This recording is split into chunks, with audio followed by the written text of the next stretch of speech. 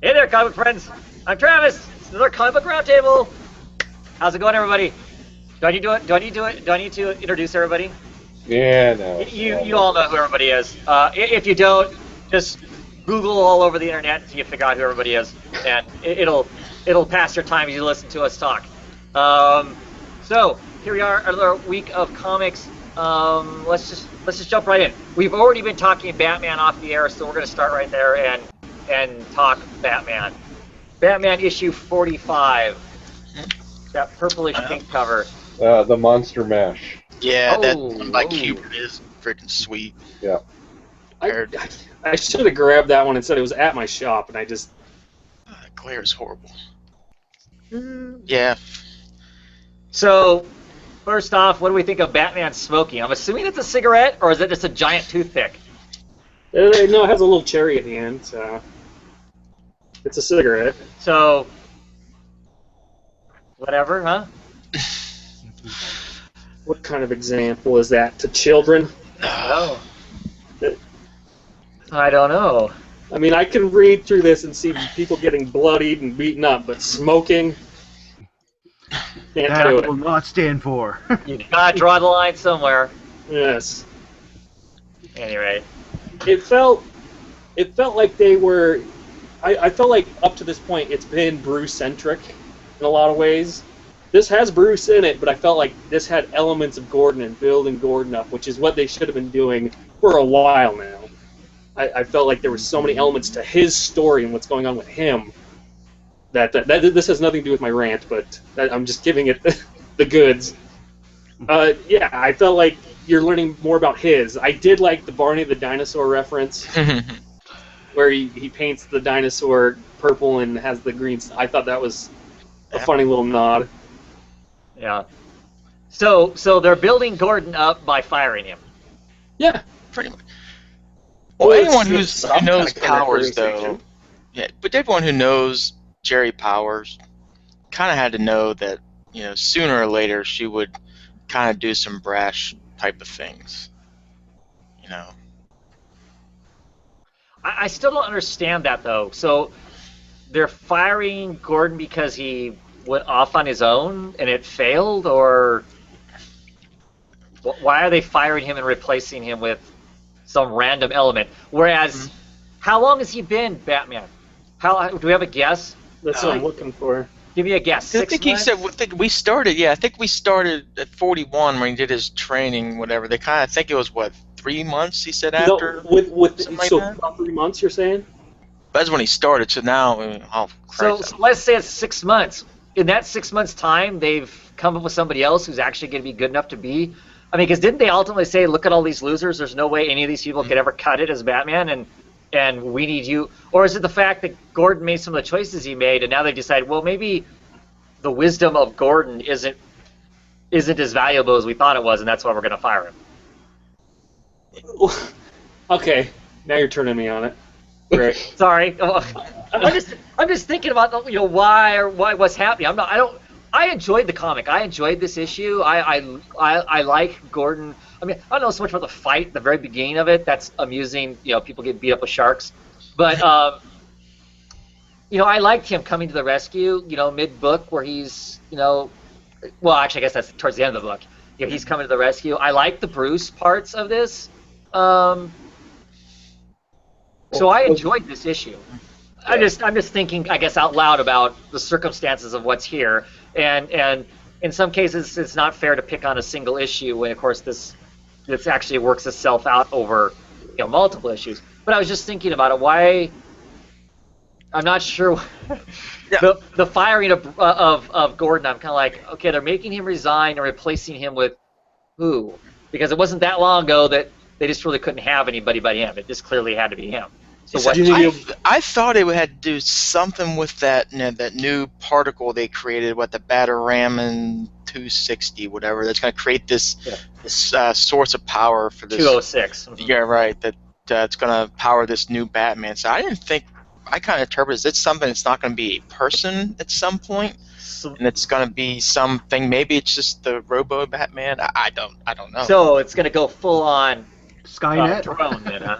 That's what I thought it was. Oh. Okay. And I thought That she could just be wanted- wrong because I thought she wanted to fire him because of he's trying to cut off his communication where his suit can go dark and he can do whatever. Right. And I thought she was just done with that. So Yeah. It was. I think if they could just saw this as an opportunity, to cut Jim because they're gonna do something else. Okay. I saw, all the thing down there with the Devil Pig gang kind of went awry. And I don't know if it was kind of like a PR stunt. I don't know. I don't feel like he's. Yeah, I think he's going to keep the vigilante lifestyle up. I don't think that's going anywhere. No, But it's something yeah, that has to do with Gordon. That Mhm. let's see what Bruce thinks about this. There's none of that, Right. which there could have been. Yeah. Now, but I will say I liked how this whole thing. If you read, if you go back to 41, that very first page, Mm-hmm. where they're talking about the creation of new elements and something off the periodic table. And I remember reading that first when this story arc happened. I was just like, okay, maybe you're just referencing the new version of Batman or something like that. Then you get this issue, you're like, oh, okay. Am I the only one? As soon as we saw the elements on the floor, you were looking for the Ha element? Yep. The first thing that went through my mind was like, we stepping back into Joker already with the Ha thing? I would probably drop it. I'm not even joking. No, If he showed up, I would. If he's 46, if it was him, I'd be like, all right. Joker shows up before Batman's back. when you mentioned that the suit could run by itself, I was also worried that that's what they're thinking about doing is the Batman army, kind of like Kingdom Come, where that's the solution is, somebody sits back and watches 50 suits rampage through the city. Well, they are kind of setting that up, right, in this issue. Yeah. With That's the what I fact that, he can run it as rookie, and it kind of, to some degree, follows some logarithms and, confuse himself. We all know eventually, at some point, Batman's going to be fighting a fleet of these. Sure. Mhm. In some sense. When the other shoe drops, there's going to be a bunch of these that he's going to have to take down. That could be. So I'll put my plug in now. I'll buy that for $1. Check Twitter, see if it came up. Yeah. I'm just So gonna. the lighter suit that he has, that's still pretty much a mech suit because it looks like it has fluids and all this other stuff. And it has layers to keep him cool. And Yeah, I was a bit baffled by that at the very beginning when he's in the oven being cooked. yeah, I couldn't see the thing that was covering his face and covering his flesh. And I'm thinking, okay, it's 900 degrees. How come his face hasn't just completely cooked off of him already? I mean, at 900 degrees, his bones may not be cremated yet, but his flesh should be gone. So, I don't know. What was that? Go ahead. Yeah, I mean, I'm picking on parts of the book, but I actually really enjoyed this issue.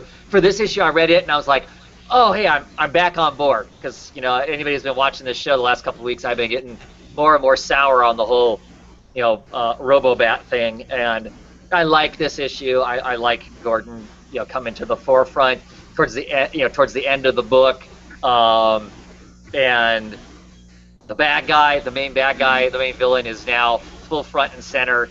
He's butchering people at the end of it, and I do like his creepy fingers just kind of poking through everything. I mean, to start out with, I thought they were like almost traces of bullets or whatnot, and then I realized, oh, that's just his fingers going really, really long. Or they impale through the ears and. Yeah. I mean, so no, that's cool. I mean, I'm assuming the next issue should be exciting because it's going to be all a big rumble there at least at the beginning again with Bloom, I would guess, but Yeah. is the female that is it, or is that a cop that I just didn't recognize? Who's that? Who's that again, Mike? The one that's at the end of the story who's talking with him. Oh, it's Julia. that's Julia, All right. who is Penny too. Yeah. Penny 2. All right, yeah, Penny 2. Okay. I didn't care for the sensor box over her mouth. Yeah. I know what they're going for, but I just didn't feel like it went with the rest of the comic. That's stupid. Oh, you'll see a Yeah. worse censor job here in a little bit. But why do that? Don't write it in.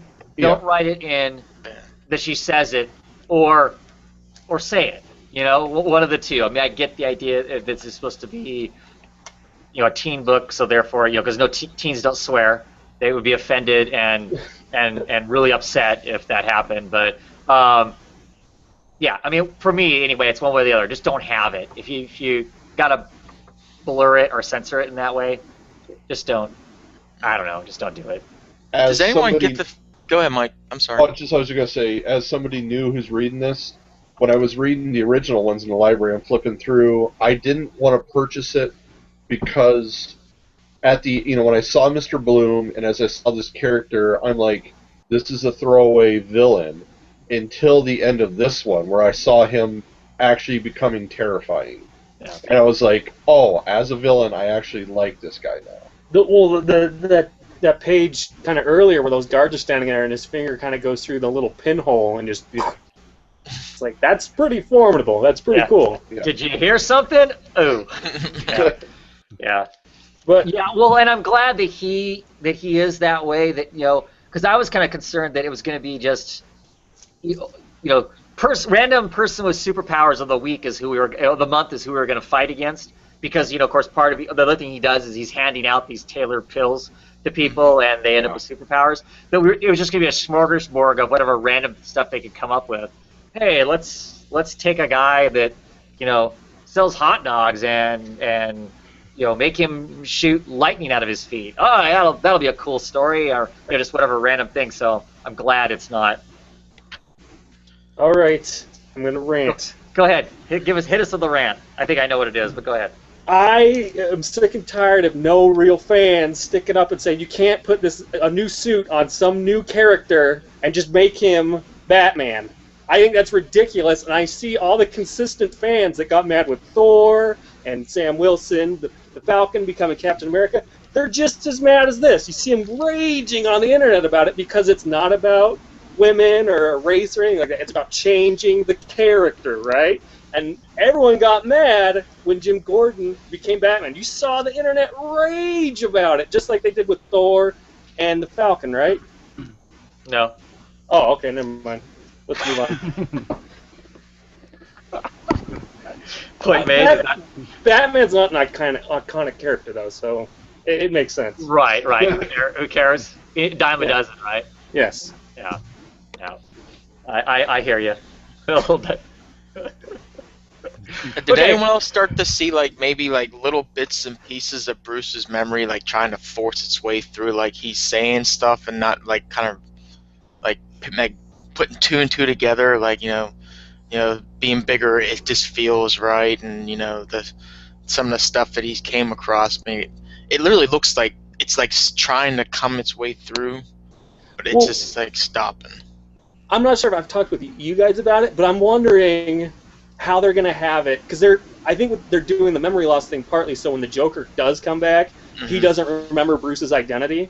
So I'm wondering how they're going to make him come back fully with his memory and be like, I'm Batman, I'm more Batman than Bruce, all that, and have the Joker become the Joker again without him remembering Bruce Wayne's identity.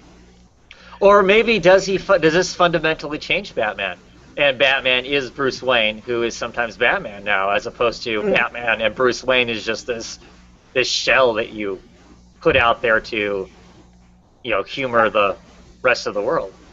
That'd be really interesting, actually. I don't know if they'll do that, but so he doesn't. I mean, we assume he's going to gain enough of his memory back to function as Batman, but maybe he never. I mean, maybe he never makes it clear back to his parents being murdered in front of him. And some of those other incredibly painful things. I mean, he knows about them, and clearly anybody with any empathy can envision that being a pretty horrific thing. But maybe, maybe he never reaches that point. Maybe he never gets clear back to that dark of a place. Does is that the thing that pushes him past the points where other people would give up or other people would, I think about when he's. I mean, clearly that's clearly that's the dark motivation behind Batman, traditionally, isn't it? Or has been for quite some time. Yeah. This whole, murdered family thing. I think there's a lot of possibility. I don't know why I'm talking about when Bruce comes back, when I'm still wanting them to build this into something. Because they're not. Well, I was telling you on Twitter, I'm like, they knew Coke this. They knew Coca-Cola this, where it was clearly just they wanted to bring back Coke Classics. They brought back this new thing to piss everyone off, and they're not giving it a shot. And I feel like they should really build up Jim Gordon. I would have not had Bruce Wayne appear in any of this. Right. We don't know what's happened to him, and we're just Right. building up Jim Gordon in Detective, in Batman, and if they have to do, this weekly again, he doesn't appear in that either. He's still missing. That's how it should have been. They should have done 6 months. 6 months of pure Gordon, no Bruce anywhere. The guy does not exist. He's gone, whatever, and it's just pure Gordon, nothing. And then slowly slip in Bruce maybe to, and get us the story of him coming back. I mean, I'm interested in that. I mean, I actually, like I said, in this issue, I like the conversation, the storytelling that went on with him and what's her name? Her kind of, this is where I was at as a kid, this is where you were at as a kid, and this is what I liked. Her shutting him down from potentially saying the L word, right? That could be some fun storytelling there, So, but clearly we're not the editors, so we're not in charge of that stuff. Well, I think they brought back Bruce because they were afraid of sales. But, they wanted that hope for everyone that's like, when's he coming back? Well, because you have to admit, even when they killed Batman, in the Batman R.I.P. He was never gone. Clearly everybody else thought he was dead. And so stories were told, but you didn't have, as fans, you weren't sweating it because literally there was the Return of Bruce Wayne book going on while he wasn't in his own book. So it wasn't like he was nowhere. Well, and I think they learned from Nightfall because, fans authentically thought he's not coming back. He is beyond, and it only made for a really compelling comic, and I know they don't want that. Oh, so. I think the bigger question is, when does the mustache return? Gordon, yes. See, that's the only thing that's kind of, we all know my stance on Batman, but that's the one thing I'm kind of worried about is what happens to Gordon now? When Bruce comes back, what happens to him? He's the new Robin. That's awesome. I'm sorry. That is awesome. No. Wow. Or they just, to be honest, what I think they'll do, this new police person in charge is gone. We got this new person back. We're going to bring back Jim. He knew how to, I think it's going to just be a nice folded up package of him going back to the police. Yeah. But then, look at him. He's like a stud right now. He literally just go, screw the gym, and atrophy, and cigarettes. Yeah, go back to cigarettes and drinking. Yeah. That's the only thing I'm a little worried about. Or they'll kill Barbara, and that's how he'll atrophy. He'll go into this depression, and then... Yeah, they're going to kill that girl. Would you be shocked? Yes. I would, quite honestly. No, and they bring in some other blonde random person to be Batgirl for a little bit. I'm not saying anyone in particular. Or some mute Asian chick. Okay. Yes. Wow. Okay, I think we're digressing here. Anything else you want to say about Batman? No. As a new reader, I'm liking it. I came into it. I'm going to keep collecting it. Well, I want to see where it goes. I don't hate it by any stretch. I want to know what they're going to do with it. So, looking forward to the next issue to see if it stays on the path it feels like it's on now, or what's going to happen. Okay, what other DC books do you want to talk about?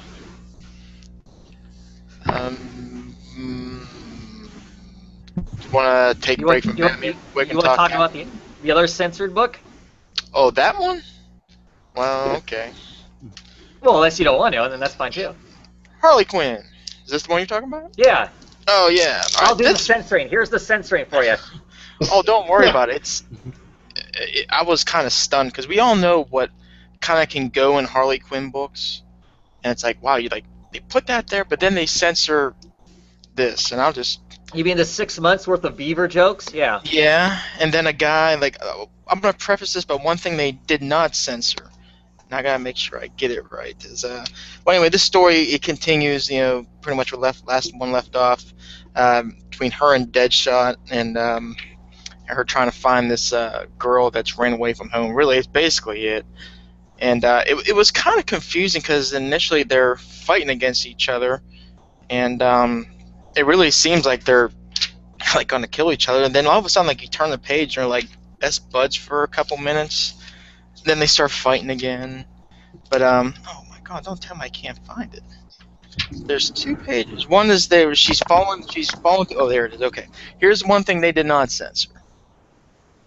Notice where the little rag is. Oh, it's Austin Powers censored, but yeah, it's All right.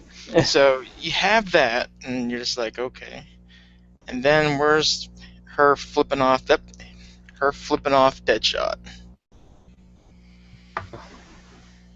Do you think this is a theme throughout the Bat books right now? Like they're going to okay. try and flip it in?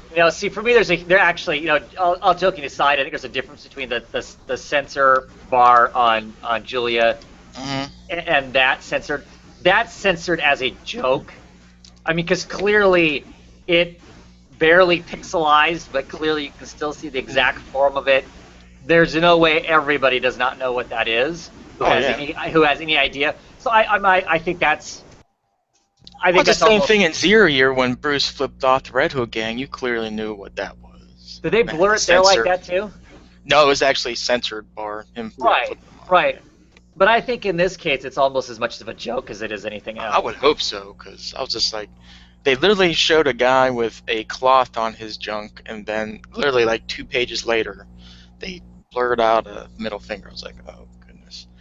But all kidding aside, this actually wasn't bad, because you see kind of like Harley go back and forth, and toward the very end, you actually get little hints of, the Dr. Harleen Quinzel, as she's kind of providing counsel to this mother, the little girl that ran away, got lost in the life of Hollywood and not. But then you see her jump back, and they're like, I'll kill you if you don't give my money, and it was this typical Harley. I mean, you get a chuckle out of this. Is this something you're going to be like, 5 years down the road? Hey, do you remember issue number 21? You're like, no, but it was okay. But I just found really just the pixelated middle finger. I was just like. But you'll be surprised how many people do remember that issue. Yeah. But I love this cover though. Everybody's gonna remember the cover. That's a great. Because I thought this was almost a the monster variant, kind of playing on The Shining. Yeah. And I was like, wait a second, this is the original. What was the monster variant? Did they have? I didn't even look. No, I thought this was it, and I thought my comic book guy was like, so he knows there's only 2 titles I want the variants on. I thought he slipped one past me, and I was like, oh wait a second. Oh. Cool cover. And I always think Harley's at her best, where she's she's crazy and silly, but then she's almost ready to cry. She's at that period where normal people would break down, and then she slips right back into crazy Harley. Because I've seen that a lot more now in the Suicide Squad. Those last couple of issues where, I mean, she's trying to play silly with the children, but then she realizes I just slaughtered people in front of kids. And then she slips right back into being silly. So. I mean, literally, you actually see her be like a psychiatrist at the end for a couple panels. But yeah, then she'll go right back to Harley. Cool. So we want to talk Catwoman next? Oh yeah. Good. You like this one? Catwoman. Kevin wanted the cover. Love the cover. Yes. Most of I liked. I'm worried about how this whole arc is gonna end though. I mean, I'm still bummed with the fact that Valentine isn't gonna be right. Like the next issue is her last issue, right? Yeah, I guess she's done in what? Oh, is it December? Yeah, so it'll be one more. Yeah. She's very good. She's very good, Catwoman. Yeah, I'm still really liking the book. I mean, I just have some concern if next issue is the last issue, because I'm pretty sure I saw on Twitter her saying this was her penultimate issue, so that means the next one's the last one. What does that? I don't know how they're gonna shut this all down, or how it's gonna end up at the the end of it and stuff. Curious about Scion, for instance. That was some good stuff in there. So, and the cool thing was like I took a picture of that one scene on Twitter. I put it up. I was like, yeah, Catwoman 2, Black Mask 0. Then I turned the page and I was like, oh shit, or is it? Yeah. Brandon, did you read your Catwoman?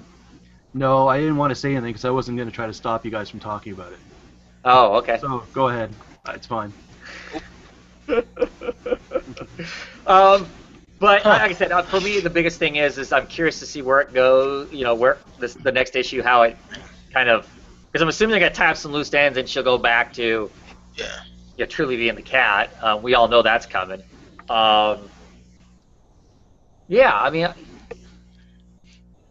I hope that, I guess my big thing is I hope the next writers use some of the groundwork that's here, because it's stuff that should be able to be used forever. I mean, they do some some other interesting stuff with some crime families. They establish some lesser crime families that I didn't really know a whole lot about. So I hope those kind of things still operate. I hope they're still around for us when this is all said and done. I have yet to figure out why it is that the writer's leaving the book. She's just tired of doing it. She's done it long enough. I haven't heard that she's writing anything else comic book wise. I wish she would, because I thought she made Celine a very smart character. I mean, I always thought she was a smart character. They do an excellent job of actually showing that, and at no point do they slip back into old habits with Catwoman. The easy, unzip a little bit farther, show a little more cleavage, and that'd be the answer at the end of the day. That sort of stuff never happens in this sense. Batman Eternal, and she's become the boss of the Calabrese family. That has just not happened. She's made incredibly hard choices and paid for some of those hard choices, and it's just been really, really great. I'm entertained by her relationship with Killer Croc. They've got this kind of working relationship that I find interesting. The working relationship with the Penguin is dicey at best because, of course, the Penguin's always out for himself. Yeah. So, whereas it seems like Catwoman and Killer Croc can relate to each other on a street level, if nothing else. They both care about the same kind of subgroup of people in Gotham, kind of. So, I just like it. Yeah, I'll be honest, I just remember when this thing started. And even though I know it's not Nocenti, but it was just like, can this concept really work? It really has, because this has just been so good. It's drama. It's not, the action's there here and there, but it's really good drama and just reads so well. And but yeah, it's where they go from here now. It's just because right now it could really go anyway. Yeah, it'll be curious to see if the next people who take over the book, the next creators, what's their vision, because clearly there was a vision here. There was a vision of what they want to do. It's done, which is great. It's going to get all tied up. But if she's going to go back to just simply being the cat, what I don't know. I'm worried. I'm worried about, am I going to enjoy that? If it goes back to just her kind of simply being, stealing something here and being cute there, if that's what it goes back to being, it's going to be like, I don't know. It's almost going to be a letdown. Maybe. That's what I'm worrying about, actually. That's what I'm worrying about too. Yeah. She goes back to the, laying on the side of the building and, and pouring the diamonds across her chest and being cute. I don't mind that, but there needs to be more to her than that. It can't just simply, I don't know, if she simply goes back to being that, I can see where that's what the character might want to do, but I think for us as a reading audience, they have to make her sharp. If they don't make her sharp again, or still, You definitely seen a totally different new Selena. You really have. You're dumb. You would literally be like dumbing the character down, almost be an insult to. She's an adult. Right. She's an adult making adult decisions, and the Catwoman prior to this was kind of childish, wasn't she? Mm-hmm. I mean, full grown-ass woman, but she makes lots of just kind of, I'm just going to do whatever I want to do whenever I want to do it. Those adults don't, at least any adults I know, can't get away with that. Just kind of doing whatever all the time. You have to make some adult decisions somewhere along the way, and she's had to make a lot of them with this arc. So,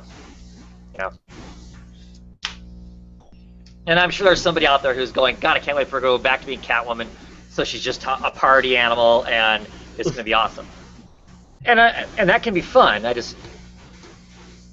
We'll be vacant though, too. Okay, what else do you want to talk about? Do you want to talk Batman and Robin Eternal? Sure, if you guys can do that. Yep. Yeah. And I will plug, if you ever wanted to read it, Genevieve Valentine will be writing in this. Is this it? Then this issue is a Tim Seeley issue, right? It is Tim Seeley issue, but Valentine is on the stand. I like both of them. Problem is, there's that person at the very top that I have no faith in. So, yeah.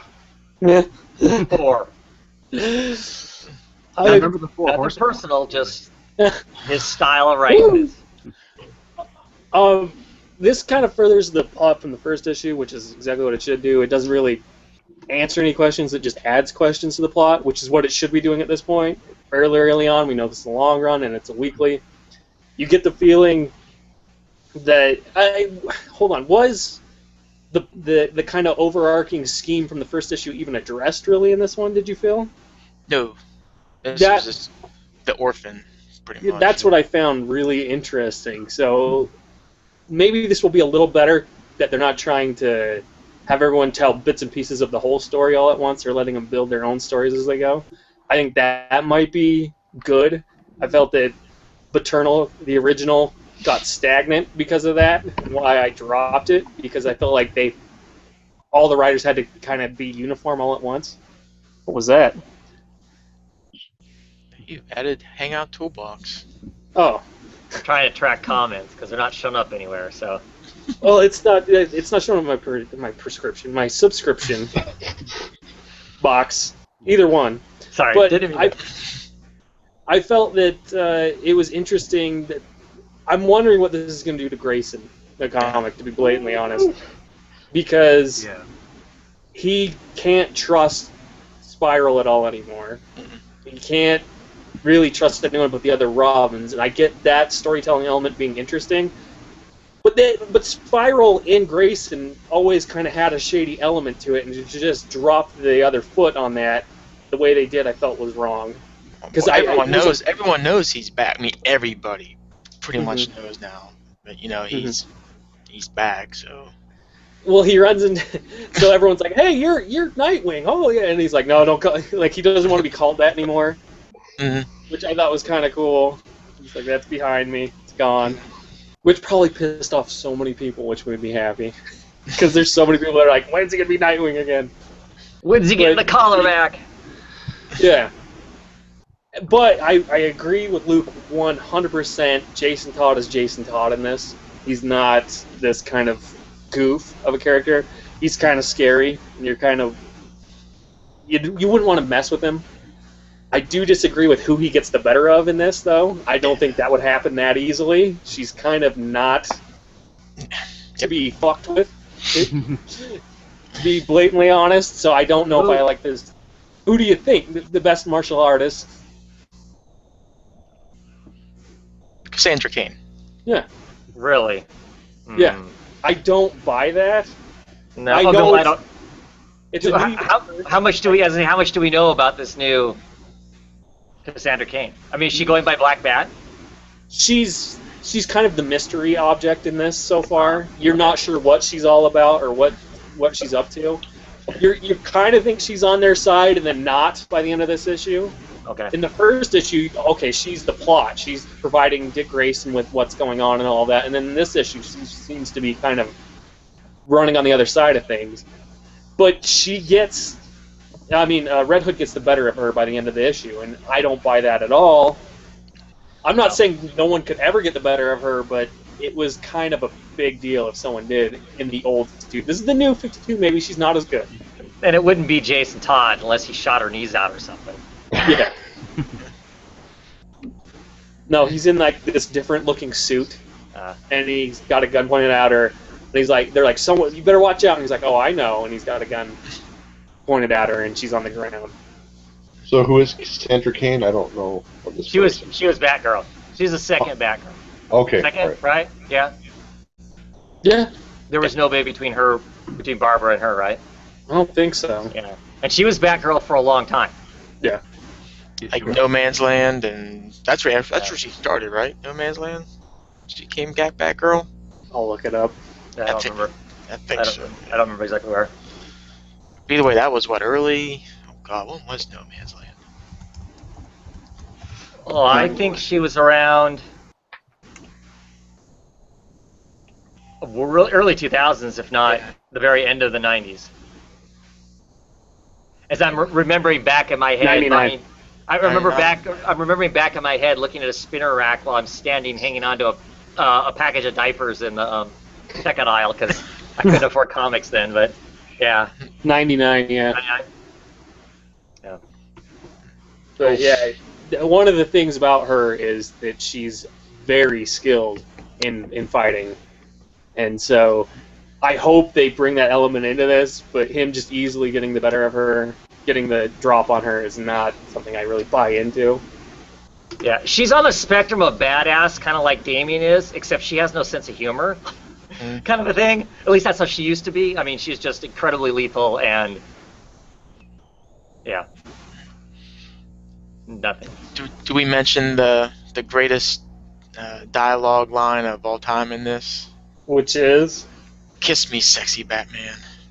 oh yes. Yeah, that one. Yeah, I was so waiting for the Grayson butt reference. I was waiting for it. I like that Grayson's kind of a Beetle, essentially, with them. Like, there's, oh my, it's him! No one has made the connection, though, that, wait, if he's Nightwing, then, and Bruce Wayne, then that Batman's different. Wait a minute. No one's done that, but they know it's him. They're too busy being mesmerized by the butt, right? Yeah. Oh, Put trust the me, right- I know what that's like. Yeah. It's a burden, huh? Yes, I deal with it. But I would say what they're building so far is interesting, but I do agree with you. I think by issue 6, this could easily go right into the garbage.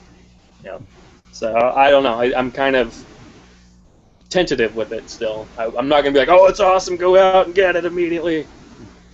Cautiously optimistic. Yes. Pretty much. But if you are a Grayson fan, though, I think you'll enjoy this. I mean, yeah, he's kind of the star of this so far, and I've liked Grayson, and so it hasn't been like pulling teeth to enjoy it for what I have enjoyed. Didn't you read it, Brandon? Yeah, I read it. What did you think? I pretty much echo what you guys said. I was on Travis's side. I was like, there's no way I'm picking this book up. I tried that last Eternal, screw this book, and then this week I just had a lapse in judgment. I was like, oh, it's in my stack. How did that happen? So, and I read it, and so far I'm liking it. But again, I'm kind of like, so when is it going to take a turn for the worse? I don't know why. I don't know. Yeah. Like I said, I was at the store, it was there, I was going to get it, and I talked myself out of it. I mean, I actually had them in my hand, and Ethan, my son, looked at me and went, seriously, you're going to do another weekly book? And I went, you're right, and I put them back.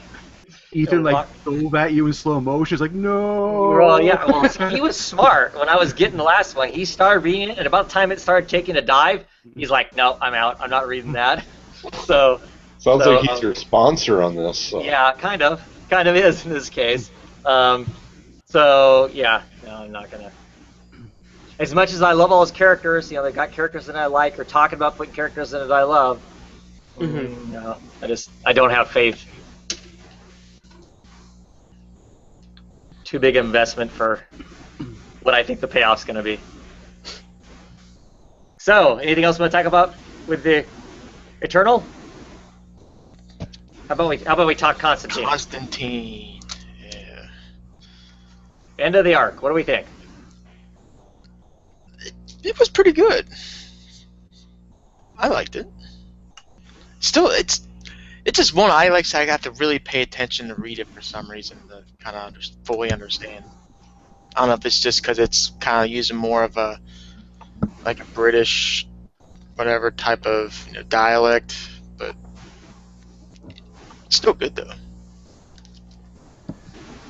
Brandon? This is a book I kind of have. I'm kind of on both sides. I don't really know how I feel about how this book ended. I do like how it sort of carries on this theme where, pretty much like at the end of the first issue and the end of this issue, Constantine the arc ends with Constantine sort of duping someone. I kind of like how it's kind of becoming a trend. Mm-hmm. I don't really know. I wasn't as excited about the ending of this issue as I was the last issue. But again, I don't really know what I can pinpoint that on. It's tough. It's a tough one for me to talk about. I don't know why. Yeah.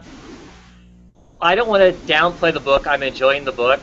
I didn't like the way this ended either. Yeah. It's Constantine, tricking somebody else into doing the heavy lifting and the dirty work and whatnot, which is a characteristic of his. But I don't know why it is. It always felt like, and then this is me being an old-time fan, going back to the original book. It never seemed as blatantly obvious as this, unless he was really making it a point of thumbing his nose up at you because he hated you, to show that he had screwed you. It was never that. It wasn't as on the nose as what this was. Whereas at the end of this, I mean, it's literally him kind of going, "Yep, you're right. You know, I did dupe you at the end of this.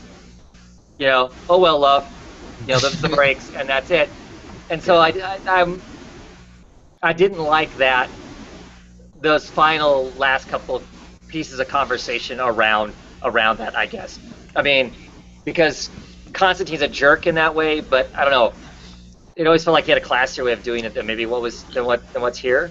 I still like the concept. I mean, I like the way the book is put together and stuff, but yeah. At least with the first issue, the person he dupes is like, well, she kind of deserves it. This one, he's kind of like, man, I kind of feel sorry for Georgie after this issue. Like that was right, because what did she ever do?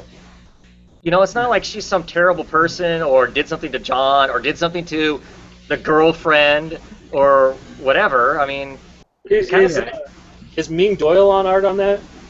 Not in this issue. Riley Rossmo is actually back doing this issue. Yeah, Ming co-writes with Tinian, and there's my problem. It does, to me, to a degree, feels like a Tinian ending. It didn't. Oh yeah.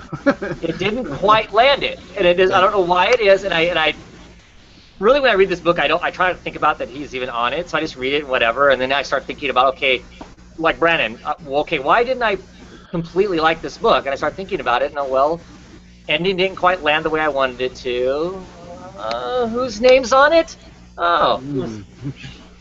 So there's one thing, if you can kind of help me a little bit, both sure. if you don't mind. I understand what the ghost kind of did, or the ghost, whatever we're gonna call her. She's just kind of like going through dimensions. The vengeful spirit. Right. Okay. And so it's jumping timelines or spirits, and I got lost. When it was like if it got like a lot of love or power, it gets kind of, or love or hate. Part got kind of confused. It was a pretty big info dump at the beginning of the book, with the explanations of what was going on with her. So I can totally see why people are like, I'm going cross-eyed. Because to be honest, I was kind of I kind of had to read that a couple times too. I was like, okay, what's going on? I don't know if I know she's like jumping planes somehow, like that's the whole thing. Right. So my understanding basically is instead of she chose to fade away, and instead of just like dying or whatever, or becoming a ghost or spirit, her spirit went to this other plane and just built up, becoming this vengeful monster that we have now.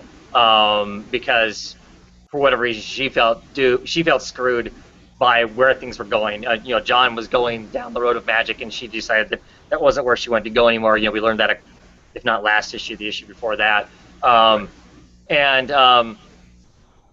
You know, she used some magic inappropriately that kind of trapped her in this loop of ended up being this vengeful spirit and whatnot. And then there at the end of it, of course, John gives Georgina the focus to kill the vengeful spirit, but in the process of killing the vengeful spirit, that of course also released what's still fairly uncorrupted ghost spirit, whatever you want to call it, of the girlfriend. And in the process of killing it, it does her in too. That's why Georgina's mad, because if Georgina would have known, she said she could have approached it differently and at least saved her spirit from being destroyed. Right. And that's how I understand it. Right, and you totally side with Georgie on this case, and you sort of vilifies Constantine a little bit at the end of it. Right. So I don't know. Yeah, thanks. I'm gonna reread this one just with that kind of perspective, see if it helps. Yeah, because at the beginning you're right. I mean, between you know, him tussling with the thing initially, and then him going to the library, and that librarian kind of throwing a bunch of stuff at you, and you're just supposed to it's magic, so you're just supposed to accept that. Yeah. This vague concept works the way it does. Right? It's explaining magic to you, and it's kind of a huge info dump. So I Yeah. can see why you get lost Yeah. trying to cross the threads together. But yeah, I don't know. A little bit underwhelming, I guess, for me. I don't know. Well, Yeah. Unfortunately. Yeah, there's just something about the way it landed at the very end. I liked it, and then didn't at the same time. Yeah. Yeah, pretty Yeah. much. Yeah. Any other DC books you want to talk about? Oh, I got some. Anyone else got any more? I don't got any more. I have one more. Which one did you get? Justice League United, Oh, go ahead. which I'm loving this book. It's canceled. You know, I think there's like one or two issues left, and the book is gone.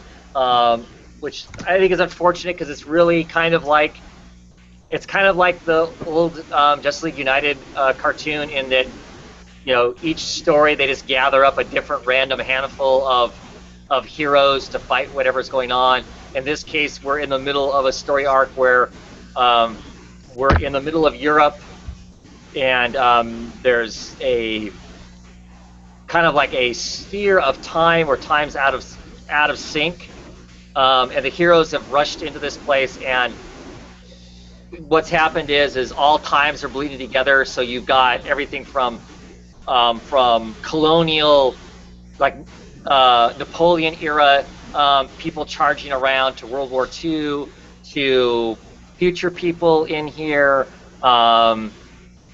all fighting, and you kill everybody one day, and the next day you go out and the same tanks are rolling over the same hillside with the same soldiers in them, and you're blowing up the same soldiers, and you know you're doing the same thing over and over again, but they can't figure out how to get themselves out of it. So this issue's got all kinds of heroes, all kinds of people across the spectrum of DC Comics. Of course, it's got Sergeant Rock and the Easy Crew are running through this. It's got Frankenstein and the Creature Commandos in it. It has oh, I can't remember his name now. A German World War I ace, and I can't remember his name offhand. Him and Stargirl hang out for quite a bit of time because he's literally flying his plane in the last issue, fighting people, and he actually hits Stargirl, and she's like hung on his airplane. He kind of crash lands with her. Oh, hits her. Yeah, literally. I mean, she loses her rod, she loses her staff, and her staff goes flying down to the battlefield and goes through G.I. Zombie. I mean, G.I. Zombie is kind of standing there going, oh, this hurts. You know, it's like this, you know, as the cosmic rod is stuck through her. And Robot Man and John Steele, is that his name? Guy who wears the silver arm and swings the hammer around. Superman type character. Shaquille O'Neal? What's that? Shaquille O'Neal. No, but yeah, close. I'm drawing a blank on what his name is right now. The two of them are trying to get the staff back, and they run into the Creature Commandos, Frankenstein, the Creature Commandos. You get these great wild scenes of, and so of course, you know, the heroes fight the other heroes because they don't know who each other are, and you know, Medusa tries turning Robot Man into into stone. Of course, that doesn't work. You know, they try busting his armor open because they think he's an armored guy inside. Vandal Savage and Batgirl hang out for a while. They're kind of trying to figure out the whole scheme, because where this is all happening at is in a town that Vandal Savage, during World War II, he had a bar there, and the Nazis would leave him alone. He had an agreement with the Nazis that he didn't care what they did as long as they didn't mess with him and his bartender, which is some lady from his past. I don't know what that's exactly about. We haven't really gotten to that. And at some point, the Nazis, mess that up, and so then he screws the Nazis. He actually gives Sergeant Rock and the rest of his crew the information to take the Nazis out. And that's kind of what's just constantly happening over and over again. So they're trying to figure out how to break out of this thing. So right now it's more the heroes fighting the heroes, and then they're trying to get themselves squared away.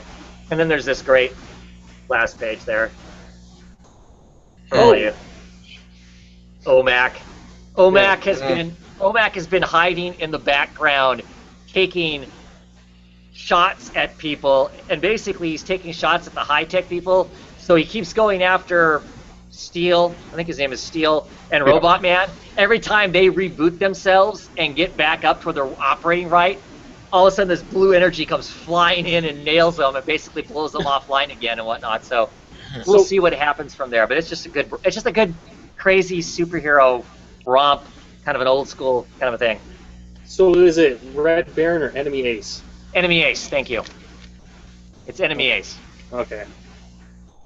You know, he's being really noble. He's talking about being a gentleman, and he's not going to hurt Batgirl on the ground. Stargirl while they're on the ground. Clearly she's working for the enemy, but he doesn't fight people on the ground anymore unless his life is in ultimate danger. Because the only he didn't say romantic. The only noble place to fight anymore is in the air. So I don't know. It's been cool. It's been lots of fun. And like I said, it's just kind of an old school. It feels like the plot idea feels like something that was pulled from, the early '80s or in the '70s. That kind of a romp to it of just throwing this stuff out there. Well, it's using characters that aren't really getting any shine right now. And that's the other thing. That's the other thing I like about it is we'll finish this arc. This arc's like 3 or 4 issues, and then we would get another arc with some new people in it. And I just don't think anybody's reading it. I don't think anybody's aware of it really being out there. I think people remember when it started, when it was the Jeff Lemire thing, and it was really bad. And then after the last Convergence and stuff, when it came back as this different thing. They don't advertise it anywhere. Nobody knows what it's about, and so it's canceled. So hopefully that means Doom Patrol will take its place.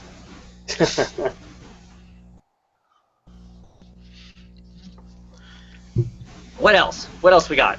Well, since you mentioned Vandal Savage, let's talk a little Batman Superman. Cool. For those who haven't heard, Tom Taylor is going to be doing a run on Batman Superman. 3 or 4 issues, right? Doing an arc. Yeah. And I think it's about time. I know Greg Pak is doing his thing in action, but I think after Convergence, kind of Batman Superman's been kind of slowly kind of going down a little bit, but this issue is actually pretty good. This whole thing that that Superman's been kind of running into, these people trying to steal, this energy source and whatnot, and kind of turns into Vandal Savage kind of being the one overarching coordinator and everything. Well, kind of leads to Superman following, or actually stumbling across really how it happens. Vandal Savage come across this place that has a bunch of Cold War nuclear warheads stashed, and he's trying to get the nuclear energy. And what happens in here is that Superman gets some help from some unlikely people, and starts with her. Oh, Batgirl. Can I put Batgirl everywhere, huh? Yeah, she's everywhere in this. And then the very last page, you see the theme, I guess, is that Batgirl's been trying to hit on Superman is that, basically, you can't do this alone. Batman can never do it alone. So now she brings help, and it's Dick Grayson, Red Hood, and Batgirl are going to help Superman with this fight against Vandal Savage. The art was good. Adrian Sayev, who's been doing it for a while, he's good and all, don't get me wrong, but this one's Cliff Richards. I don't know much of him. Anyone hear anything he's done? No. He's actually pretty good. That's the one page you actually see Gordon Batman in. It's actually really good, and the colorist did a real good job in this too. It wasn't bad, and definitely curious now what you got Dick and Jason and Barbara helping out Superman in this, but it's good. And I think this is, like I said, kind of like maybe Greg Pak just kind of needs to do what he's gonna do and whatever. But this was good. Probably one of the better ones since we had after Convergence. So and Superman is still basically kind of depowered, right? Right. Now that's the whole thing with Batgirl saying you're not Superman anymore. You can't do this on your own. It's just like Batman couldn't do it on his own. We're gonna help you out. So. Right. You see little bits and pieces of a little bit of power left, but in the storyline, the one army that comes across uses weapon to kind of siphons off more of his power too. So. Okay. Yeah. Earth 2 Society, not bad. You get really a back history on Flash, your Earth 2 Flash, and a little tie in what happened last time. The last issue, Anarchy showed up, and last issue in this one, again, more Flash. But I did not know Jimmy Olsen was a bad guy in Earth 2. Apparently he is. So wasn't bad. Basically attacked from the last thing. I forget the guy who was like the dictator. Had his one remaining ship left on the universe that was kind of helping him kind of like dictate all these little colonies, and that's coming down, and it's up to the Earth 2 Flash to kind of save the day. So it wasn't bad. If I didn't spend so much time and money on Convergence, I don't know if I would be doing Earth 2 Society, but since I did all that stuff with Convergence, sure, kind of helped me stick with it. But it's literally just point like these issues, you get like 80% of back history on somebody, and then they'll sprinkle a little what's going on current day. It's interesting that they're telling a history of the Flash again, when of course in Earth 2, that's where they did. I'm assuming it's the same Flash. The little kid. I don't know too much about Earth 2. This one's like 19 years old. Oh, never mind. No, it's completely new. Okay. Take it back then. Oh. It's not Jay then, eh? I don't know what his name is, but yeah, basically it wasn't bad. It's just basically at the very beginning he helped recreate himself, all the societies, and becomes real famous. And as a little kid with too much fame and power, what happens? And it was okay. Batmite, of all the issues so far, is probably my least favorite. It was like going up against, what was this, the Inferior 5, which really felt like a bad knockoff of what's his name, Six Pack and the Section 8? Section 8, yeah. And well, Inferior 5 have been around a long time, and they've always been kind of a joke. That's... Oh, they were really a joke in this. It was literally just stumbling on stuff. But someone stole the pilot of, oh god, what do they call it? It was like a mix of Star Trek and Star Wars. I don't know. It was a pilot episode, and Gridlock's the one who's again collecting all this memorabilia and stuff. And Batmite was Batmite. It was penultimate. Yeah, one more issue left the Batmite. So last one.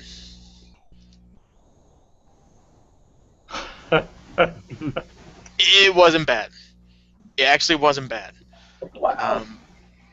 Yeah, it was the whole thing with Underbelly. Okay, got it. There was a Joker reference into how he got created, and I was like, okay. But you actually get a little bit of good character development with Jason Todd. From basically, since it's coming from Lobdell, I was really shocked. He's back in Gotham, so he takes the time to go back to this one shelter that he spent some time in when he was a little kid. And while he's there, it just happens to be the one that Bruce actually runs. So he runs into Bruce, and then Bruce is talking to him. Obviously, Jason, he's strictly Jason Todd. He don't got the hood on. And he's kind of like, you don't know who I am. And you see kind of like a little teary moment between Jason and Bruce, and spoiler, he gives him a nice big hug, and he's like, you're awesome. And Bruce is like, I didn't do anything. And it was good. And it's just, for one moment, you saw a soft side of Jason, and I was just like, if that was Bruce, like Bruce understanding that was Jason, that would never happen. You would never see that side of Jason. But since he kind of realized that, it's just Bruce that doesn't know what happened before, and it felt genuine. I was just like, Lobdell actually doing something good. But alas, he ruins it at the last page. The person who kills Harper is the Joker's daughter. I was like, son of a bitch, Lobdell. You're doing so good until that very end. So this one wasn't bad. The thing with Gordon in there was okay, fair enough.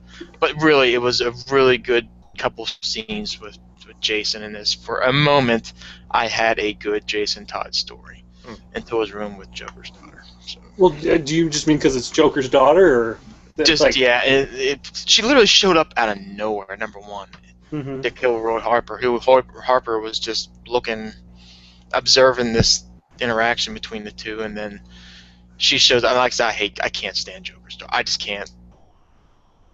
I don't know. Was she with a robot? No robot. No, she ditched it. So No, Dr. Robotnik had to take it back. Oh god. But Oh. I mean, I feel like in the New 52, she hasn't been done justice compared to like No. back in the day. She was kind of she cool. was Two Faces. Right, Delula Dent, right? Yeah. It's just Looking over comments, Kayla S. says, Batman and Robin Eternal surprised me. I wasn't a fan of Grayson, but I've liked this series so far. I'm looking forward to seeing Cassie kick Jason's ass next issue. never gonna happen. Yeah, and Ryan is telling me that it was Enemy Ace, and his name is Steel, because of course I couldn't remember what it was. Let's see here. From John DeCosta Comics, breaking news, I just beat Camp for being the best comic book reader. Never gonna happen. It was tough, but I did it, man. I did it. He said. No, I'm not buying it. Not happening. I need a video first. Yeah, I was gonna say you have to go watch Camp's video to know what we're talking about there. But okay, so no other DC books to talk about. Any DC news? Any DC anything we want to talk about beyond the books? Gotham is awesome. If you haven't been watching Gotham, I haven't watched the latest episode. What day is Good. that on typically? Mondays. Okay, yeah, I'm swamped typically on Mondays. I can record it though and start watching it. Yeah. Could I start watching it from where it is? you would be kind of. I think. Go ahead. Yeah, I was watching Go it. ahead. It's just like grabbing a comic at about 238 and a run Yeah. of 500. Just go. Well, Right. and they're going to put it head to head with the new Supergirl when that comes out on CBS in, I think, 2 weeks. Yeah, my DVR is going to be screaming. There's going to be so much stuff that. I'm looking forward to that. Actually, I'm going to give it a shot. Yeah, yeah. Supergirl? Yeah. Mhm. Yeah. That's next week? No, Uh, 2 weeks. I Right? want to say 2 weeks. It's like the 26th, so not next week. Yeah. Looking forward to that. Looking forward to seeing what that's going to be like. Fingers crossed it's going to be fun. Yeah. I don't know of any other DC news. I'm trying to Well, think. no, I you were couldn't talking think of about in any. your What the Fugue about. Well, we kind of talked about in the comments a little bit. Sure. The They announced, Poison Ivy and all they those. announced a couple of books. They're going to be starting in January, I believe, is when they start. Swamp Thing went from being, I think when they first started talking about these like 12 comics that were going to come out after Convergence, I think they kind of said that Swamp Thing was going to be a miniseries. Now they're saying it's an ongoing with, I can't remember who's on art, but I know that Lin Wynn is writing it. He's the original, one of the original creators of the character along with Brie Rison. So curious to see what kind of story gets told there. I know I'll be picking it up to start out with anyway. So You didn't read any of the Convergence stuff, did you? no. Oh, Yeah, that was actually an interesting Convergence story. As I say, the only Convergence story I read was the question Okay. because Rutka was writing it. So. Which was awesome. Yeah, and then of course they're doing a Poison Ivy 6-issue miniseries. I know I'll be picking it up too. I like the character enough that I'll check it out and see what kind of story they're gonna be telling there. I can't remember off the top of my head who's working on that book either. And then it's someone Snyder talk that Is that kind of did with like Tinny and is that when Amy Chu or is It's that Annie Canadian. Chu, yeah. no, it's Annie Chu. Yeah, Annie that's Chu, not- yeah. He said she was a pupil of his. Annie Chu, Really? that's who it is. That's what he said. I tweeted it. Okay, And did you say in January these are coming out? I believe so. Because it seems weird since Bizarro and Batmite and some of them are wrapping up. I figured they were going to go right into those slots. Well, it was originally fall that they said these were coming out. Yeah, So- kind of. Yeah. And what was the other one? Now I'm drawing a blank. Oh, the Wonder Woman. There's new. Of course, they ended Sensational Comics. There's going to be a new Wonder Woman. I think it's limited, like 6 issues that are digital first again, of course. Book coming out, but this time I think it's all done by the same people throughout it. So it's not going to be a rotating cast of creators on it. So Go ahead, Brad. Okay, it's going to be one story, or it's going to be a bunch of short stories again? I think it's one story. Okay. They're just releasing it in a digital format first, which then lends me to think they must believe there must be an audience out there that they're not talking about a lot, but they know is there, that's reading that stuff digitally. But I'm reading because I just got that this week. I haven't read it yet. Sensational. I'm reading that digitally, and it's had hits. And I mean, the first one was awful, but as you went through it, it got really kind of fun to just read different Wonder Woman stories. So I think them doing that in that format and me not having to read the current run, I'm on board 100%. Oh, right. Yeah. I mean, that's the other side is too. I think that they understand that there's a audience of us who want to read Wonder Woman but don't want to read the catastrophe that is currently going on in her own book. So, so I think that's why because I mean, why else would they have stopped Sensation and now suddenly starting up something else? Yeah. Why? Because they could have dovetailed this story and it been a Sensation comic also, right? And it'd just be a long one as opposed to being a short little something. It would have just been a long story. Because that's kind of what, when Legends of the Dark Knight first started out as a digital book, and it was just like the Superman and the Wonder Woman is, where it was very random. And then after they quit producing it in single issues physically, the stories when it stayed around digitally for a while longer, and the stories got a lot longer, like 100 pages longer, and then they put it out. Then they put it out as a square-bound, book. So I don't know exactly why they chose with this Wonder Woman thing to drop it as its own little thing, as opposed to just dovetailing it into the Sensation comics. But or they could just give a new creative team to Wonder Woman, and right. Yeah, sell digital and physical copies of it. Yeah. Yeah. I think I've heard digitally the biggest market that's growing right now is 16 to 24 female.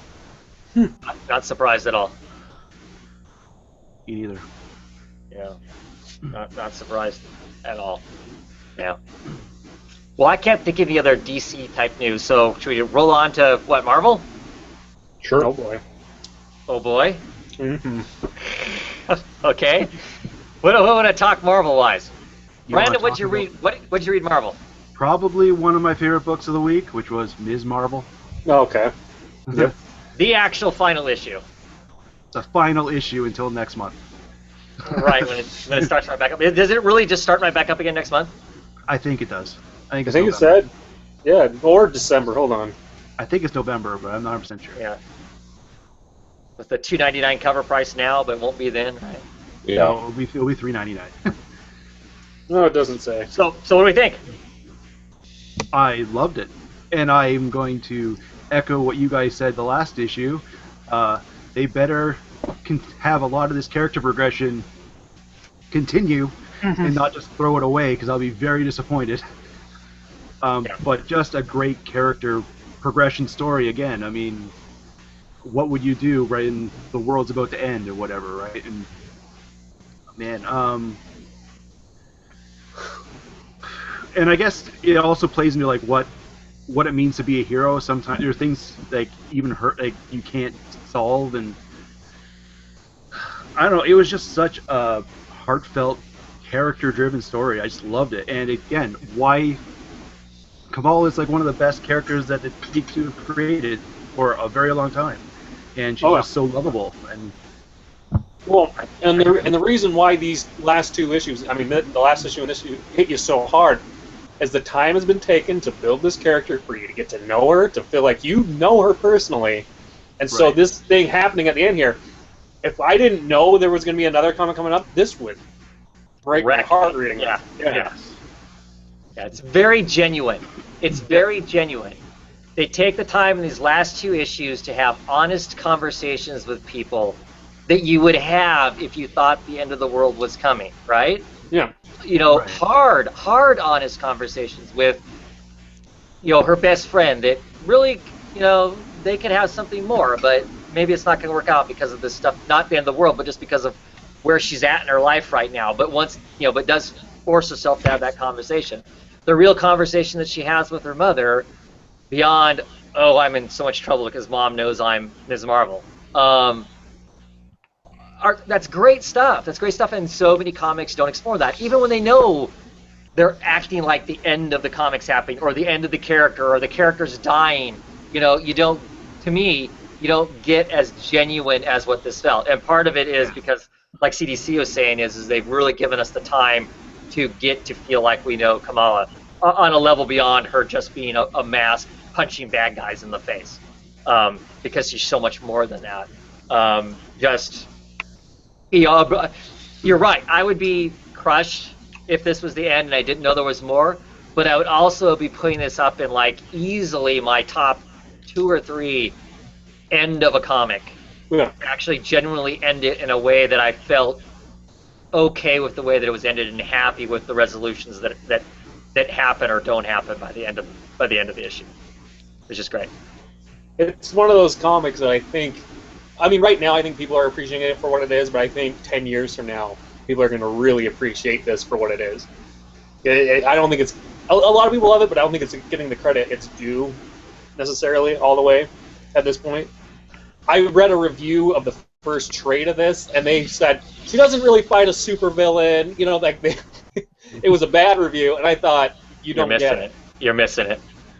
You don't get it. That's not what... She's not following a normal arc. She's a fan that gets a chance to be more than a fan, and then you find out, she's also this incredibly interesting person, too.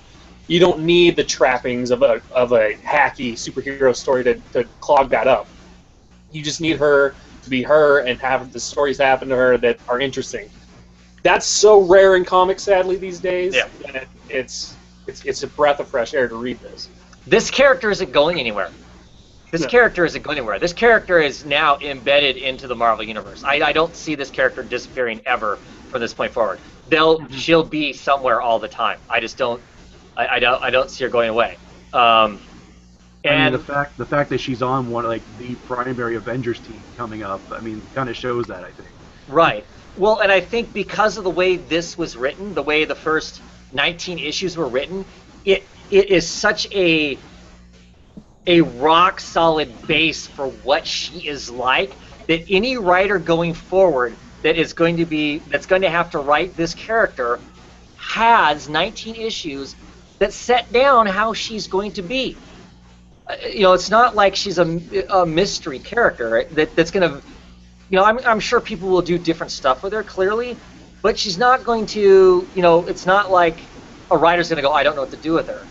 Because, she's there. Her personality's there. I think any writer worth their weight at all is going to be able to put that personality in. I don't think Wade, right? Because it's Wade that's writing the all-new, all-different Avengers, right? I don't think he's going to have any problem with the basis of what's here. Her voice is going to be there. I think any comic book she jumps into, they may not use her great. She may get kind of, maybe not the center of everything, but her voice will always be accurate, I think, because of the way this was written. I'm just super excited for the character. I think that, like I said, granted, 10 years from now, if I'm still doing this show, somebody can point out to us that we're completely wrong. But I think this character is going to stay around. I think it's going to be like Wolverine. Now, she may not be as crazy popular as Wolverine, but Wolverine's like the last new character that's got any serious weight, I think. And I think this is like the next thing of that. I think she's going to have a lot more pull. I would say I wouldn't be surprised to see her on television, in a year or so on some animated something. I'd just be surprised if she wasn't. Yeah. I've recommended this to anyone I could come across to read it. I don't know why more people aren't. It's doing well digitally, but I think this should be not as I get. It won't do Batman numbers, but it should be doing better than it is in singles. I bet you digitally this thing is kicking ass. Oh, it is. I already know it is. Yeah. Well, and just as a kind of whatever. My family does not have the same reading taste as me. They read a lot of the same books that I do. Mm-hmm. But my family consists of 2 40-plus-year-old male and female, and a 17-year-old male and a 14-year-old female, and there is nobody in my house that doesn't absolutely love this book. So, it's the one book that my daughter will read in singles if she can't get a hold of a trade soon enough. So, and she's decided she doesn't like reading books in singles, but that's one that she will force herself to read that way. But, Marvel. What other Marvel books do you want to talk about? Mike, what'd you get? I picked up Civil War, the Secret Wars version. Technically 4 and 5. Somehow I missed 4, and so this is, a variation or what if style story where uh, Captain America and Iron Man are still fighting. They've divided the United States in half. In fact, it was like with a war, and they put a crack right through the middle of the Americas. Um, and it's been very good. I mean, they're on the verge of war. They're getting ready to fight. There was supposed to be a peace accord, and the person who was set up to take care of the peace accord was shot right in the middle of it. So, who did it? Was it Cap side? Was it Iron Man side? Um, and as it continues to build up and up, it's been a very good story. It's Charles Soule writing, and Lennon Francis Yu doing the art. So when it comes to the worst thing ever, these stories that spill in that everybody has to tie together. I mean, this is one of the books that I did enjoy. I mean, this is, if we have to have this kind of, fluff or filler during a crossover or whatever, this is the way it should be done. It was excellent. There was this little piece thrown in that the war is being continued by Skrulls. I should have seen that coming. It's very Marvel. Soul does it perfectly because, I mean, he's just telling this beautifully fluid story, and then boom, puts that little twist in. It ends superhero comic book style with the sacrifice of your great heroes, and it didn't feel cheesy. I mean, it just felt like a good story. I mean, it's something you've probably heard 100 times before, but Soul and you doing this together, it was just a wonderful piece, and I was very happy to read it. Cool. Like it when I hear tie-into events work. Yeah. Well, and I mean, I've mentioned other ones that didn't, but this one, they were just straight on, so. Wow. Cool. Luke, did you pick up any Marvel books this week? No, not this week, no. CDC, any Marvel books you want to talk about? I was furious when I read Uncanny Avengers. First of all, the comic was not very good. You did pick that up, huh? It wasn't very. I haven't heard good things. It wasn't very good, and it did exactly what you said would happen. It spoiled Secret Wars consequences at the very least.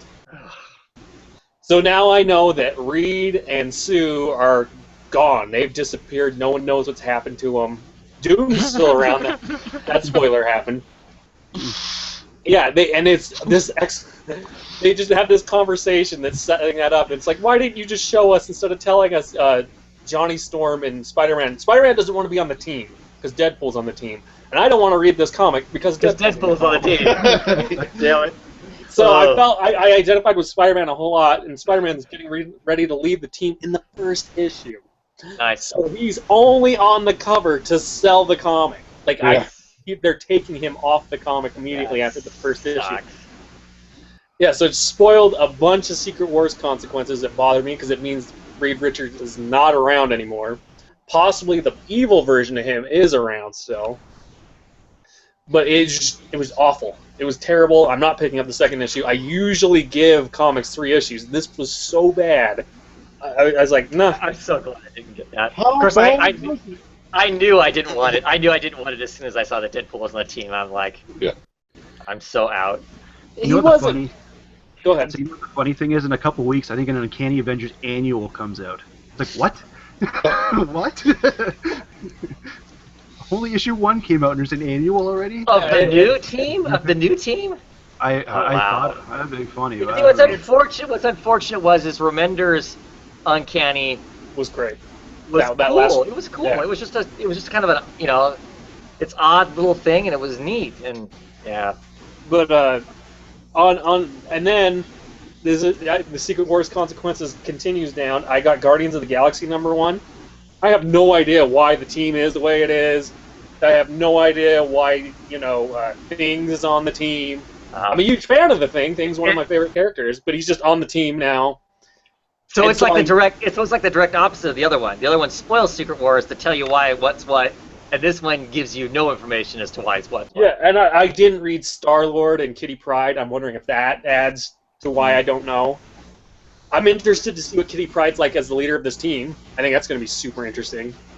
I like the team, but Does the thing get to say it's clobbering time? no, he doesn't. I don't think.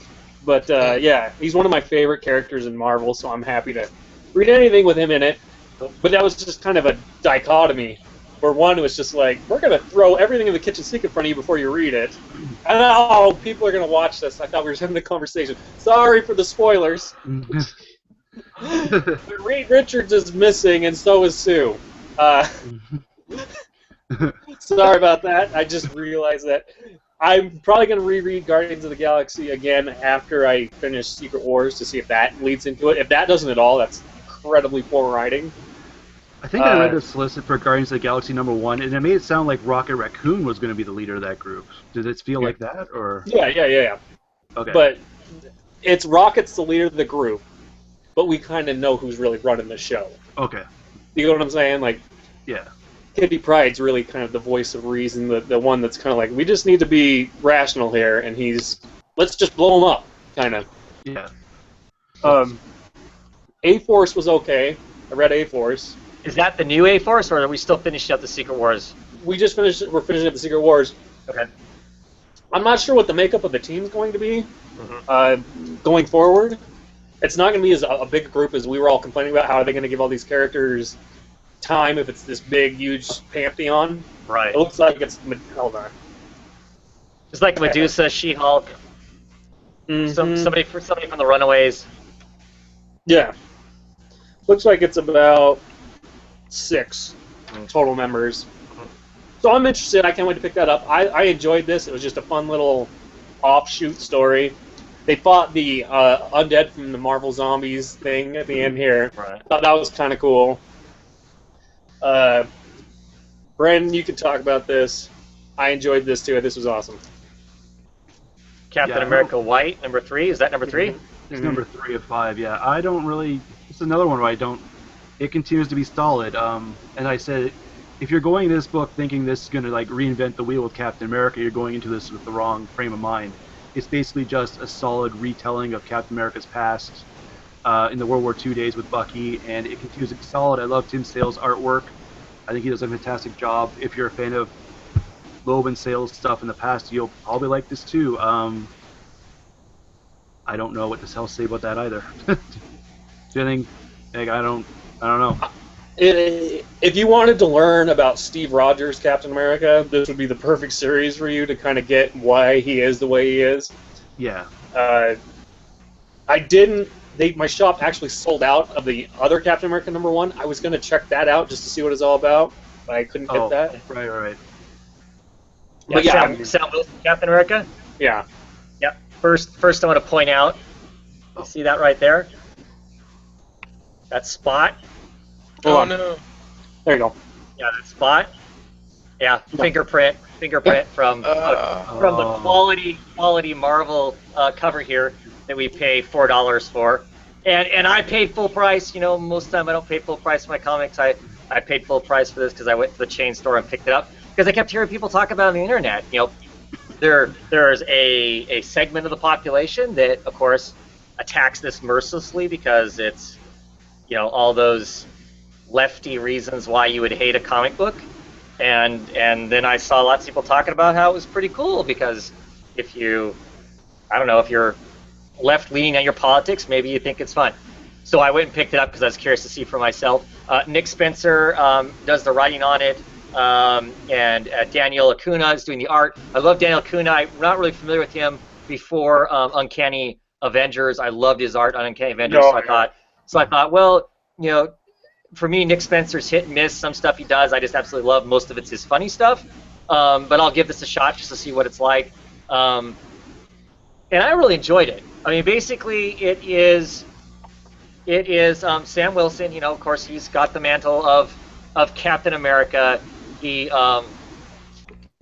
quickly figures out that he can't operate the same way Steve Rogers did. That Steve Rogers, because of his history and stuff, could rise above the politics and what was going on, and Sam can't separate himself from what's going on in America right now, and the comic book reflects what's going on in America right now with the civil unrest we have in places, and the immigration issues that are going on in America, and all that sort of stuff. So he decides, basically, to commit political suicide. He goes out and makes a big old statement about the fact that he's not going to be having this no more.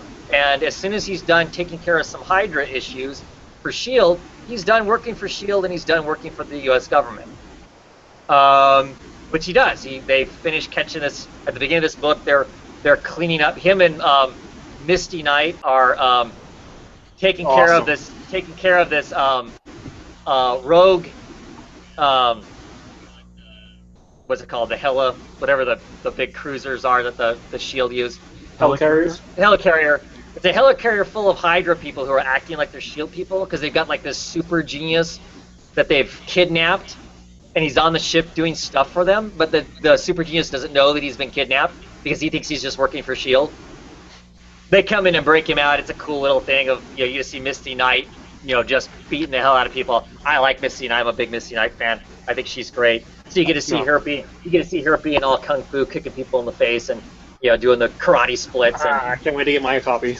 And knocking people around and whatnot. So that's great and stuff. And after it's done, he brings in Crossbones is in this as kind of like the hired thug to help out, and they dispatch Crossbones pretty easily. They drag Crossbones back to S.H.I.E.L.D. S.H.I.E.L.D. doesn't even thank him. Basically, it's like, escort this guy out of here. They treat him really roughly. I mean, it's like, they take his passcode, they take everything. He has no guest pass. And they basically kick his ass out the door.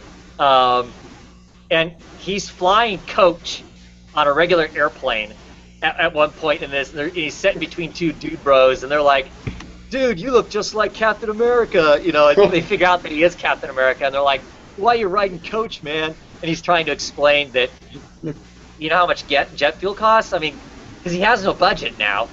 Huh. And so he has the helpline set up.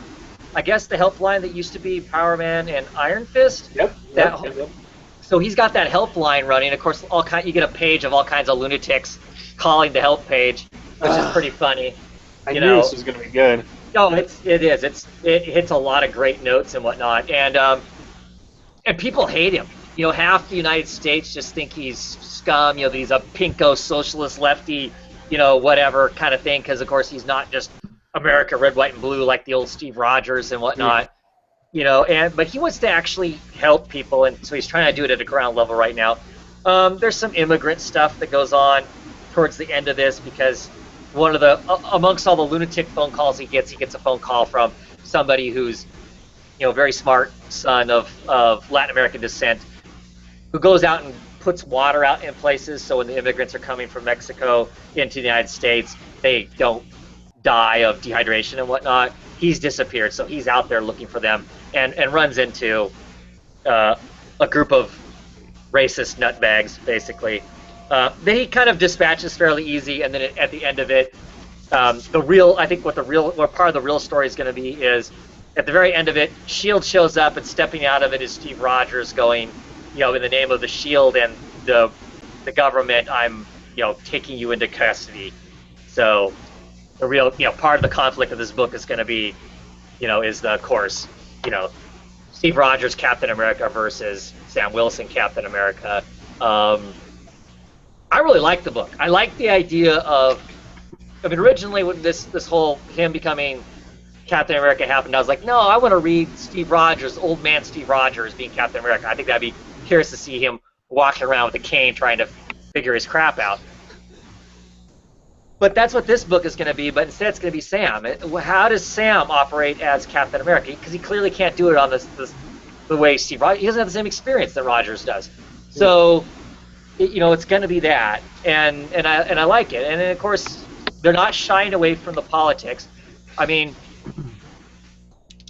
I know there's people on the internet that have attacked the book and are attacking Nick Spencer because they feel like he's got a very left agenda, pro-immigrant, pro-anti-gun, whatever. And I don't think any of that is necessarily in here. It's more along the lines of Sam Wilson is taking the sane approach to, clearly these people are coming into the country illegally. Everyone acknowledges that, but they shouldn't be murdered out in the desert because they're crossing over into the country illegally, and that's kind of what he's trying to stop. So I guess depending on what your politics are, depends on whether or not you think this is some crazy lefty, comic book or not. I don't see it that way, but then maybe I'm a crazy lefty too. So, but I liked it. I love the way the story's told. It's got a little bit of humor to it. There's some tension, some maybe potential romantic friction between Sam and Misty, which I think is somewhat interesting because, of course, on Twitter, Mercy's Little Show was showing the cover like Avengers #4, and it's got Sam making out with Thor on the cover. So I don't know. I get the impression though that Sam doesn't necessarily want to mix pleasure with business, and Misty's kind of like, what's it gonna hurt? So I really liked it. Really liked it. I wasn't planning on getting it. I will be putting it on my pull, and I'll be hunting down the issues in between. Yeah, I have my copy coming Tuesday. Still pissed I have a thumbprint right there next to the #1, but you didn't wear the gloves. I know. I might have to go back and get that issue. Hell, it might have, that thumbprint might have actually been on there at the store. I don't know. I didn't notice it until I sat down and started reading it, and I'm like, damn it. I tried blaming it on. I knew it off of that team. I'd want to check it out. I really love the art, so I knew I wouldn't be upset with the way it stylized looks. And I think this has got the right vibe for Nick. Like I said, Nick Spencer, I like his funny stuff. Like I love Superior Foes of Spider-Man and that sort of stuff. This is nothing like that. I mean, there's some funny stuff in it. I mean, him writing Coach is funny, and him trying to deal with that is kind of amusing. But it's just good. It's addressing, like I said, it's addressing the ills of America potentially in a non-inflammatory way, unless you just want to get pissed at that sort of stuff. So. It seemed like there's a lot in that. Was that a pretty thick book, or is it pretty much the standard? Look at the paneling, and it looks like they kind of. I don't know. I guess I didn't count. I mean, it seemed like it was. It seemed like there was a lot of pages. I mean, and some of the pages are, heavy text because they have to kind of tell you what's going on. Because this is him kind of remembering back to, okay, I tried taking on the Steve Rogers role. I went on a parade, and it's the great gay pride parade when basically the Supreme Court said gay marriage is okay. So he's kind of riding that out, and and stuff. But it might have been more pages than your standard comic. I thought it was worth the read, and it wasn't a fast read. So yeah, those are my Marvel books. Anything else? No other books? I did pick up What If, Thanos and the Infinity series. I did not read the original Infinity series, where it's like just before the end of the world, and Thanos is going after his son, and but this is pretty good. I mean, it's him versus the world builders, and Joshua Williamson wrote it. Artist was Mike Henderson. I really enjoyed the art. And it was kind of basically, could Thanos join the Avengers? And, Captain America, of course, is against it, and everybody else, because they need a win, is for it. And this is actually 2 weeks old, so I will spoil it, that it's, at one point, Thanos explains to him, if anyone's going to end the universe, it's going to be me. Captain America's like, I knew it! And so he kills Cap, and he takes the shield, and nobody else had seen it. And he's like, Cap died doing what he did best, trying to defend the universe, which technically is true. Yeah. And everybody gets behind him, and they win the war, and it was just interesting. And then right at the end, he's sitting at the table with the Illuminati, and he says, "I'm the newest member." So it was a good one-shot What If, and it just played into all the little what if kind of desires you have on Could these people stand against them, and what if? And what about the Illuminati? So it was just fun. That is a crazy idea. Just the idea of Thanos being an Avenger and just seeing him running around with Cap's shield, just wrecking stuff. Yeah, the shield and the look at the end. I just thought that was great on the cover. So. Well, there is a definite appeal to the what if stuff, just because you can go crazy and it doesn't matter. Yeah, You can't break anything, so. Yeah. And of course, eventually 10 years from now, they'll do it. They'll add them to the team. We've seen it with all the what if Thor was a woman, what if Cap dropped the shield, and Well, now I don't even need to look forward to the future because I just got told the story. there you go. Yeah. Nice. Okay. Any Marvel news? Any? Well, there's rumors on will Marvel get the rights back to Fantastic Four so that Fox can make 2 TV shows with Legion as one of them, which the Son of Xavier. I'm really surprised I can't imagine them pulling it off at all. And the other one was the Hellfire Club, and I can't really imagine anyone liking that. So. And Oh, Fox- sure, a bunch of Fox people came out- a bunch of people walking around wearing S&M costumes and whatnot, or at least the ladies. Why wouldn't we like that? Yeah. Finally, a show I can relate to. No kid. But didn't Fox just say that's total malarkey? I mean, They did, yes. Oh, yeah, I but like one day that was announced, and then either by the end of the day or early the next morning, it's like, are you guys nuts? I think was basically the response back. I don't know who cooked that up. Was that I don't know if that was a Bleeding Cool. Well, yeah, and it hit several sites. That's Well, all. everybody ran with it. It's Yeah. like it was one place, and then everybody decided to commit to it. Well, nobody's responding back, so it must be true. Yeah. That's journalism for you. Wow. Yeah. Yeah. No, that's crazy. But what cracked me up was I got up in the morning and that rumor first started whipping by. I Yeah. didn't see that it was movie stuff, and I thought it was like they announced that there was going to be a new Fantastic Four book. And I'm like, yay, and that book's not going to be gone forever. Not that I'm necessarily invested in buying it. I just think it's a crime that there is no Fantastic Four book. To me, there's something wrong, and I'm not a huge Marvel fan. But just because of what the Fantastic Four is, it basically being like the first superhero book, the first team book, Yeah. that it doesn't exist to me is just, I don't know, it's just It would be like DC not having Superman. right. It's criminal. I don't know. It's just something about it that's wrong. So that's what I first thought. I'm like, yay, cool, that's right on. And then I start, looking at feeds. I'm like, oh, movie crap. Okay, whatever. Yeah. I can't think of any other. Yeah, since that's not true, then I don't think there was hardly anything. I mean, everything else is just about the hints and whatever on movies. Yeah, I can't think of any other comic booky tidbits and whatnot. And I don't see any particular comments around that, other than I think I sold more people on Captain America. But so hopefully y'all like it that are picking it up. Okay, so let's move on to independent books. What did we read that we liked or hated or otherwise this week? Anybody? Anyone want to talk Harrow County? Oh, sure. Sure. What a messed up comic. Yeah. I don't know how else to put it. In a good way or a bad way? In a good way. Just So psychologically messed up, not, boy, these pages are put together wrong. no, yeah. I don't know how to exactly describe the events, but this woman is. It captures someone doing something horrific and acting like it's a normal, everyday, mundane thing incredibly well. Mm-hmm.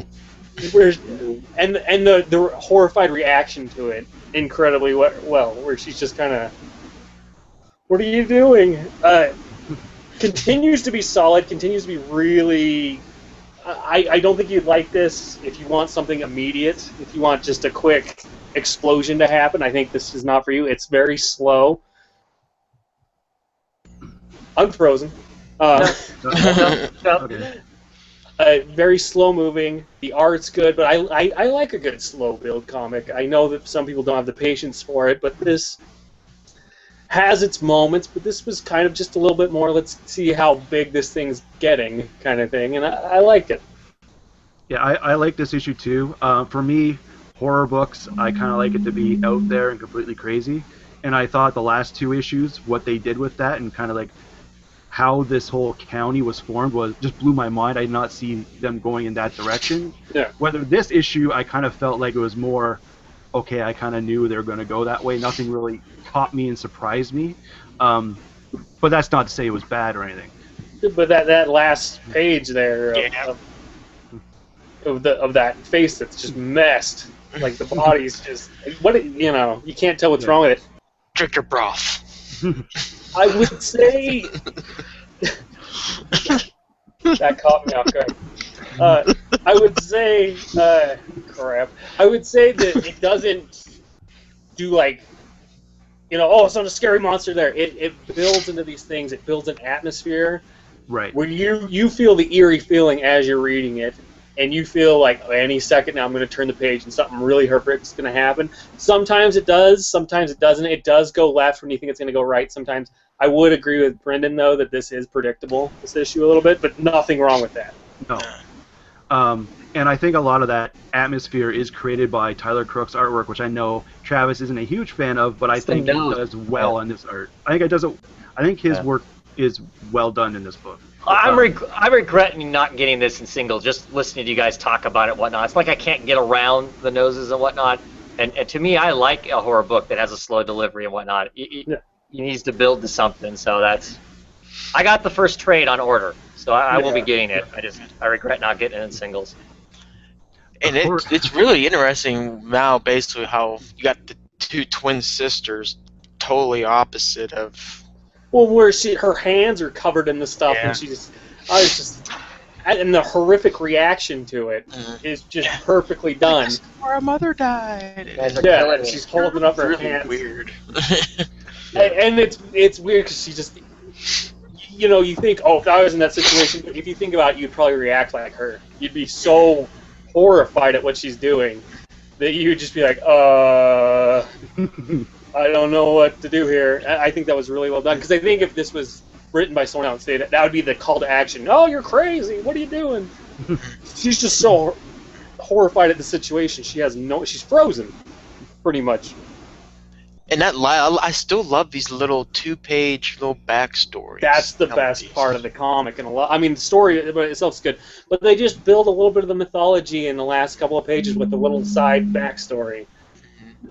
Nothing that takes away from what you've read before, but it just kind of adds a little bit to this county and what it's all about. And it's really well done.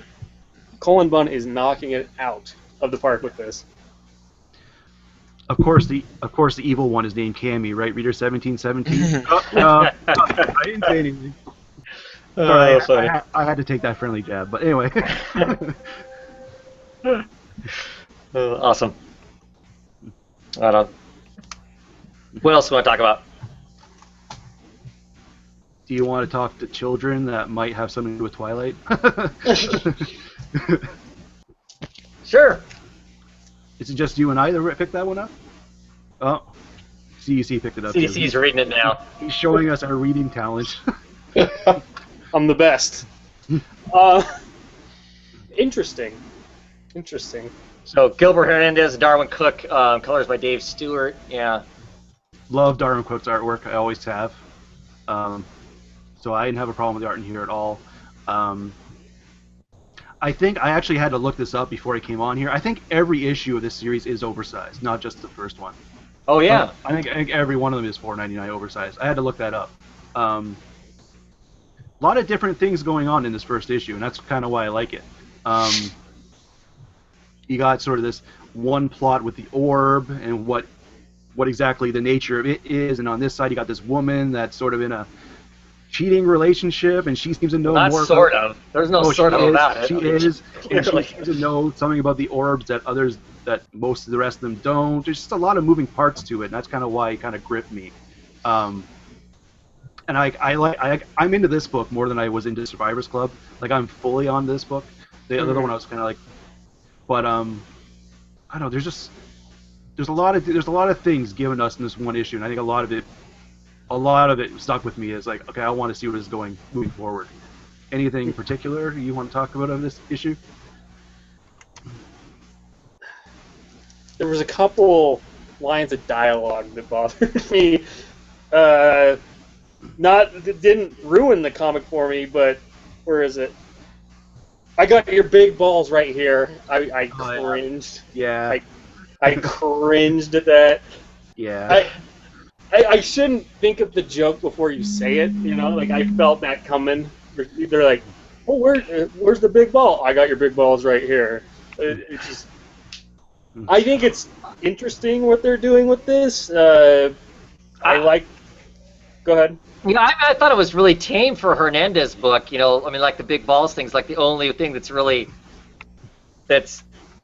I mean, it's some of the whole cheating relationship thing. There's some stuff in there, but like I said, I thought to see some of the other stuff that Gilbert Hernandez writes and whatnot. I just was kind of I thought that was pretty, pretty tame and as far as that goes. But you know, I'm with Brandon. There's quite a few different things going on, and I'm really enjoying that. And some of the characters anyway seem to have more going on, like the woman who's having the affair, for instance. I mean, the scientist shows up to study the orbs, and I'm not even sure if he's really a scientist or not. But you know, clearly he's an outsider, and everybody does not like him because he's an outsider. I mean, just immediately everybody has a disdain for the guy because he clearly doesn't belong there and whatnot. You know, and she keeps walking by, just telling him to kind of cool your jets. You know, be calm. You know, you gotta take it easy. And I don't know if she's just trying to be sympathetic to the outsider or what's going on there. That part was interesting. The person at the very end, is that our person that's having the affair, or is that somebody from the orb? I want to say it's someone different, but I don't know. Okay, I wasn't 100% sure. I wasn't 100%. Yeah, I wasn't 100% sure if it wasn't her standing in the naked in the moonlight, and that's why she's lit the way she is, or. I mean, it could be the same, but I don't think we're supposed to know. I think these are the questions we're supposed to be asking ourselves. Right. But I think it's someone new, but I don't know. Yeah.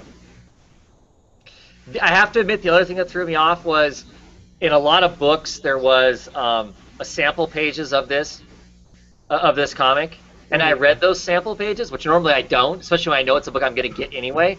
So then when I read this, the sample pages are not in the same order that they are in this book. So when I started reading them in here, I'm like, did I get another comic book that was printed out of order? I was just first thought somehow I got another screwed up comic. I was like, I had to flip pages back to make sure I hadn't missed something or whatnot, because in the samples that are in the book, you know, the kids go up to the cave, and it's like, oh, is there anything in the cave? The drunk guy comes up and says, no, stay away from the cave.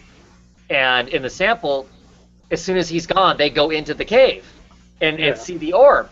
Whereas in this, of course, they go up to the cave. He says, don't go near the cave. And they leave. And then there's a whole bunch of other story going on. And then, 6, 7 pages later, they're back at the cave, going into the cave and touch the thing. So that stuff in between, I was like, what? So that was kind of weird. As a side note, it threw me off that the sample pages were not the same. So. Yeah, I'm interested where it's going. 4 issues. I can tell you that much. Yeah. It's only 4 issues? Yeah. Yes. Okay. Which, if it's only 4 issues, the oversized thing might be good. Yeah. Of course, if you're concerned with the $5 price tag on it, that might be a bad thing, though, too. I don't know. Yeah. Okay. I liked it. Yeah, I don't know if we did a great job describing it, but I think if you're interested in it, you probably picked it up. Yeah. I'm terrible at describing things, so this isn't anything new for me. I'll do a quick note on Rebels issue number 7. This is a one-shot with a guest artist of Matthew Woodson on it, still Jordy Blair doing colors.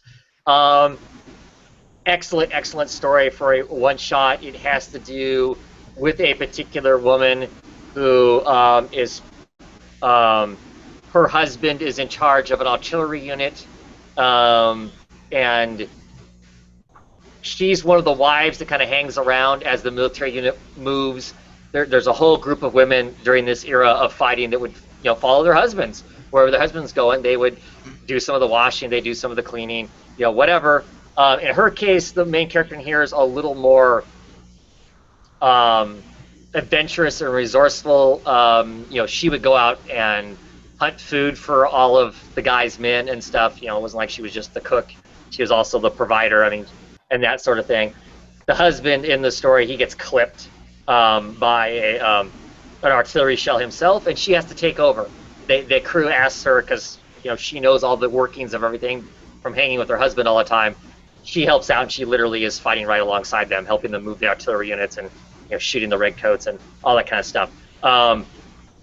And there is I'm drawing a blank on it right now. There's actually kind of a folk tale legend. Pickens, I think, is I want to say Betty Pickens or something like that. Is kind of she's kind of I can't say the word I want to use. She's basically a mix of all these stories that have been told over the years. These women, kind of reduced down to a simple thing, like Johnny Appleseed is reduced down to a simple kind of a kind of a deal. I'm drawing a blank on what the name of the person was. Molly Pitcher is like the Dolly Madison and that sort of stuff. But it also is telling, what I love about these stories, and it's why I liked when Ryan Woods was doing Northlanders so much, is it tells this story. But while it's telling this story, the story is being told from a letter that the husband is writing. It's well after the war. He's on his deathbed. He's writing this thing to try, to tell the U.S. government exactly how wonderful his wife is, how she did all this amazing stuff, how she helped save these 2 battles because she took over for him and stuff, and that she should get full pension, not the half pension that Army wives get. That she should get the full pension because she was in combat. And so this letter tells this whole story. At the end of it, there's these guys, these 2 government men. They're sitting with this old woman who clearly has scars on her face because she got scorched in the battle. She actually got one of the cannons backfired and pretty significantly burnt her face, so she's disfigured. So she's a wounded veteran on top of that. And they basically say, yeah, you did all these wonderful things. We don't really have proof you did this other than your husband's word. Your husband's honorable and all, but it's still just his word. So we're going to give you the half pension. That's what you're going to get. And she kind of walks him out the door, and she's kind of really getting screwed. And one of the guys turns around, comes back to her, and goes, I think you're wonderful, and I think you did wonderful things, and I'm sure you did all the stuff that's there. But, there were actually a lot of women who did this, and if we were to give you a full pension, we'd have to give everybody, all the women one, and we just can't do that. And that's how the story ends. So, where it's telling this old story in this old time back in the 1700s, it nails now, too. It to me, it feels relevant to, how women kind of get treated in the workplace, in a sense. And I love it. And that's what Northlanders did lots of times too. Told these stories, but somehow, as a modern person, you can relate to it, despite the fact that it's a lady running around in her bare feet, stoking a cannon and shooting redcoats. It was great. It was a great one-shot comic book. I got a couple questions because this series just sounds like it just. I know, Mike, you talked about it too. It just sounds like it's just so right down my alley. What issue number is this now? This is 7. This is 7. So there's a full arc, which I love the art in that first full arc. It might have been a little longer than what it needed to be. I enjoyed it because I like the art and stuff, because there's lots of scenery shots and that sort of thing, as they're kind of telling their version of history, because it doesn't nail history 100% accurately. Clearly they're telling fiction within a historical setting. I like it. And like I said, for me, I also, like I said, especially with this issue, I like the aspect that it somehow grasps modern life while still being this. So. Did they say how long it's gonna be? Until it gets canceled. Oh, so it's not like a. It's an ongoing. It's ongoing. It's an ongoing. And what they'll do is, they'll tell. Shortish arcs. The 6-issue arc is probably the longest one I bet they do, because normally it's 4 or 5 is what they typically do, and then they'll spatter a 1-shot or a 2-shot in between to give the artist a break, the regular artist a break in between the book. Is how it'll work. And then he'll just pick a time and a what's going on and tell that kind of a story. So it's not like it's totally linear. They'll just pick a time and tell whatever kind of relevant story that Wood wants to tell. Yeah, Luke, the only reason I'm getting off the book is it's the pacing of it, or every month when it comes out, I don't feel that I'm getting enough to make me anticipate it for the next time. but I will buy these in trade, and I'll just read through them because I did love Northlander, and I think he writes great. It's just I just don't want to wait every month for it, or I don't feel that there's enough in there for me to wait. Yeah. And I think it's just a specific choice of mine. I got too used to reading it in trade, and I just can't do it issue to issue.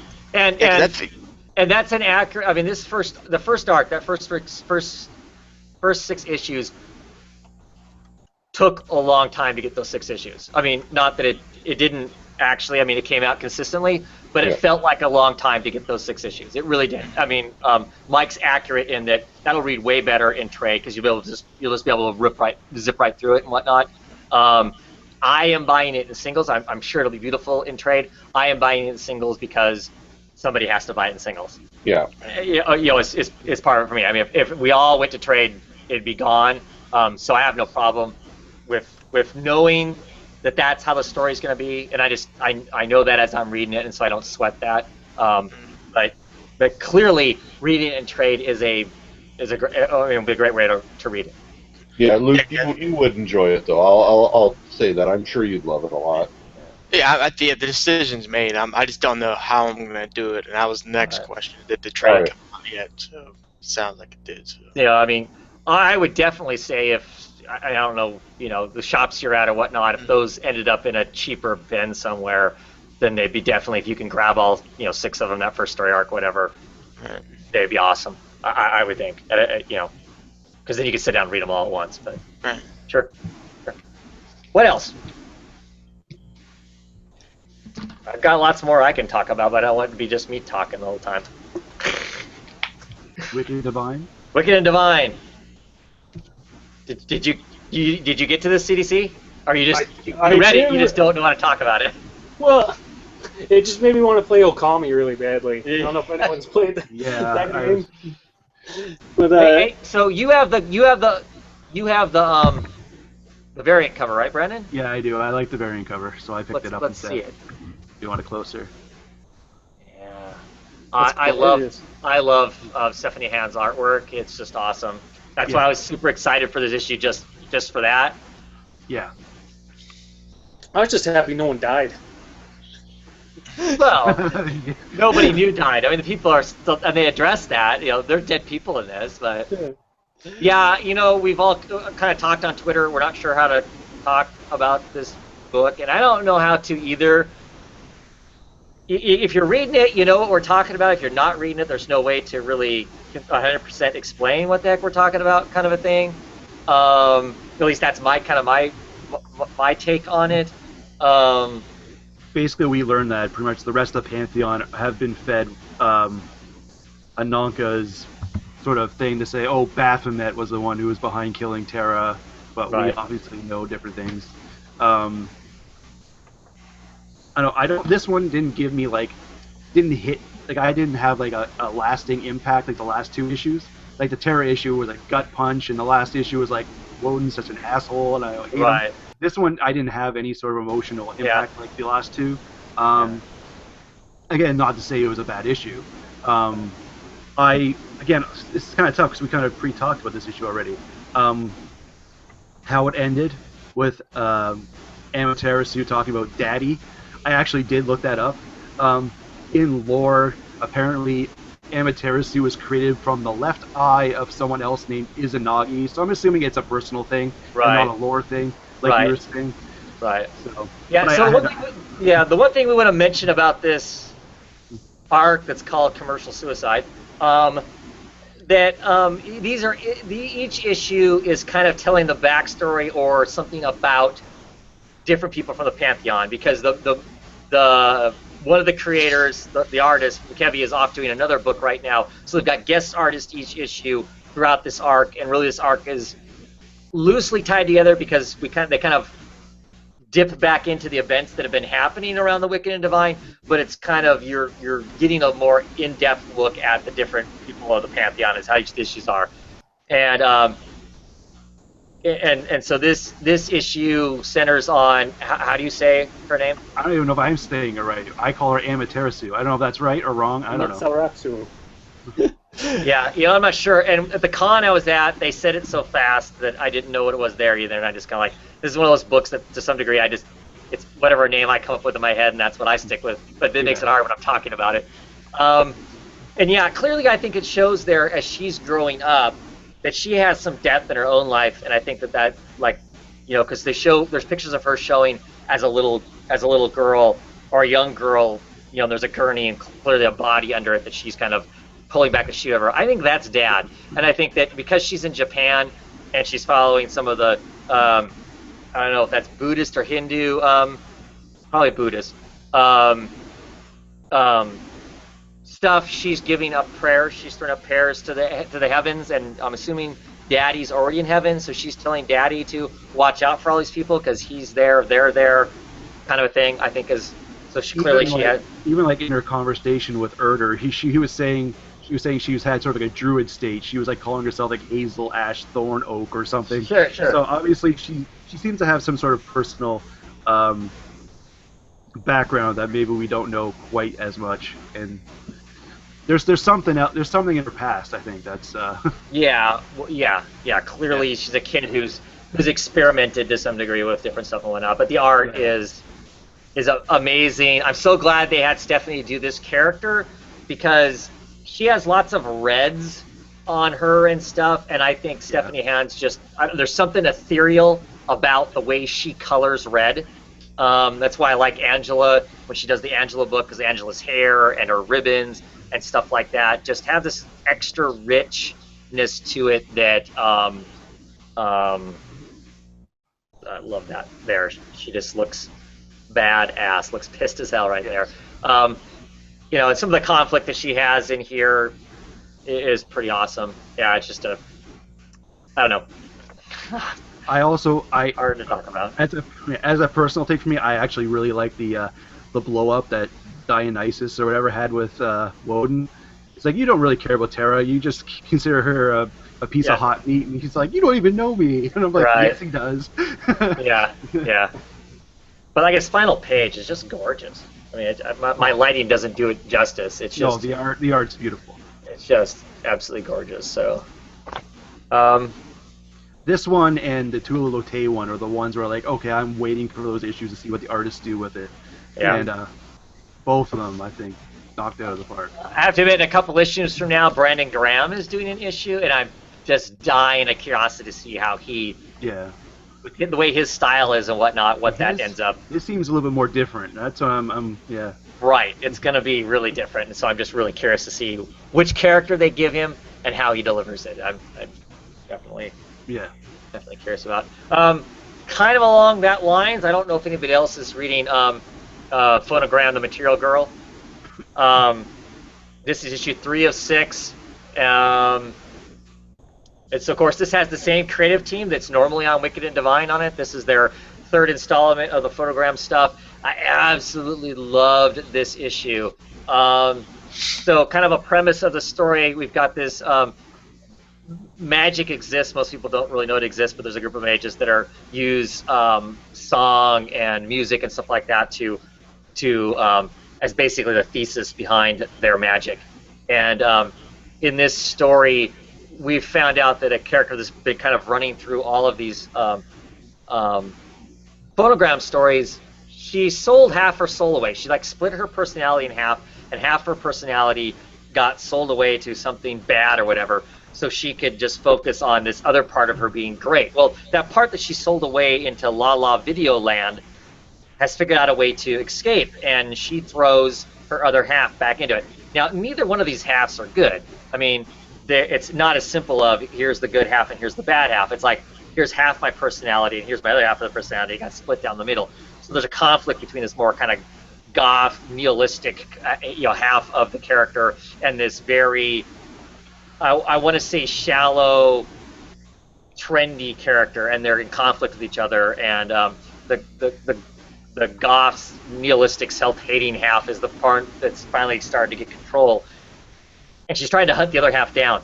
And they're in videos, so if you're my age, I guess, and when videos were first coming out and stuff during the era of Madonna and and the Material Girl video, for instance, and whatnot, and the Aha video, Take on Me, and all of that stuff. That's in this book. There's just tons of homage to that stuff going through this, because literally the characters are running through that. The one character is being chased through multiple videos by the guys with the pipe wrenches from the Aha video. Yeah. They're still chasing after her, and both characters, both halves, end up going into the past and popping out through a Blondie record that the character, when she's a little girl, is stuck up on her wall. To go back and tell, they're both trying to go back and tell this version of themselves, don't buy into this, or when you strike this deal, make sure that other half really gets locked away, because she's scummy and scuzzy and gross and whatnot. And it's just, as well as books, I'm not sure if everybody would love it, because so much of it has to do with just where I was and how old I am and stuff. So I don't know, if it's for everybody. But I remember those times, but I don't know if it'd even be for me then.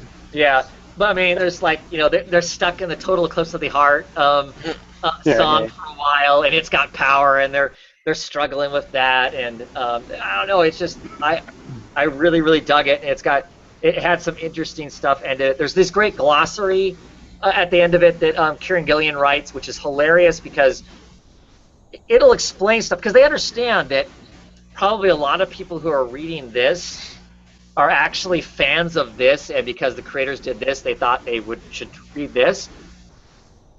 But this really is playing to these creators' younger days, So it's but the glossary. So the glossary takes into consideration the fact that they're millennials reading this, and so it talks about different stuff. Like, it'll explain the records that are hanging on the walls. It explains about My Chemical Romance, and it explains about Total Eclipse of the Heart. It kind of gives his personal take on why this stuff's buried in this comic. I don't know. I'm doing a horrible job of explaining it. I personally love it because they're running through scrapbooks, magic scrapbooks, trying to catch each other and stuff, and it's just, I don't know. It's cool. Up until this issue, I'd liked it. This issue just tickled all of those memory bones for me, I guess, on all of that stuff, and I just needed that. Reading the comments, I know Luke saw it. I know. Ryan was saying that in the back matter of that Rebels issue, Brian Wood said there's only 3 more issues left, and it will be ending at issue 10, possibly? No! What?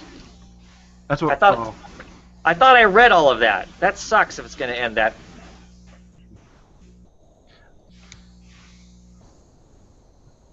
Like, I don't. Don't shoot the messenger. Okay, I'll read it later. Boo. That's clearly. So clearly, if that's the case, clearly enough people went to trade, Mike. Hey, I bought it all the way up till It's all your fault. I'm kidding. He must have watched the show where I said I was going to stop. No. Kidding. Okay, so what else do you want to talk about? You want low, east to west? Which one? I got them all. The Mark Wade one that I can't find right now. Oh, you got Strange Fruit? Yeah, but for the art alone. But it seems like all his Boom stuff is kind of taking on the Superman mythos in a certain way. Is that Boom? I think it's Boom. Yeah. Strange Fruit is Boom. Strange Fruit is Boom, and it definitely has a Superman analogy of a sort. Yeah. Except it takes racism and places it over. Really interesting concept. But if you wanted to just see some beautiful art, get that. I don't know that it's interesting. For me, I don't know that it's an interesting concept. Yeah. First issue for me was kind of meh, and really there's a lot of people who were really excited about the first issue in positive and negative ways. A lot of stink on the internet about these 2 white guys trying to address racism and whatever. I'm of 2 minds about the artwork. I like J.G. Jones's artwork, but at the same time, it's sometimes it's like Alex Maleev for me in the fact that it becomes, or Phil Noto. I love all of those guys, but sometimes their artwork is static. It's like here are pictures, and it doesn't have motion to it. It doesn't have life to it. Yeah, I mean, they look like Norman Rockwell stills, basically, kind of a thing.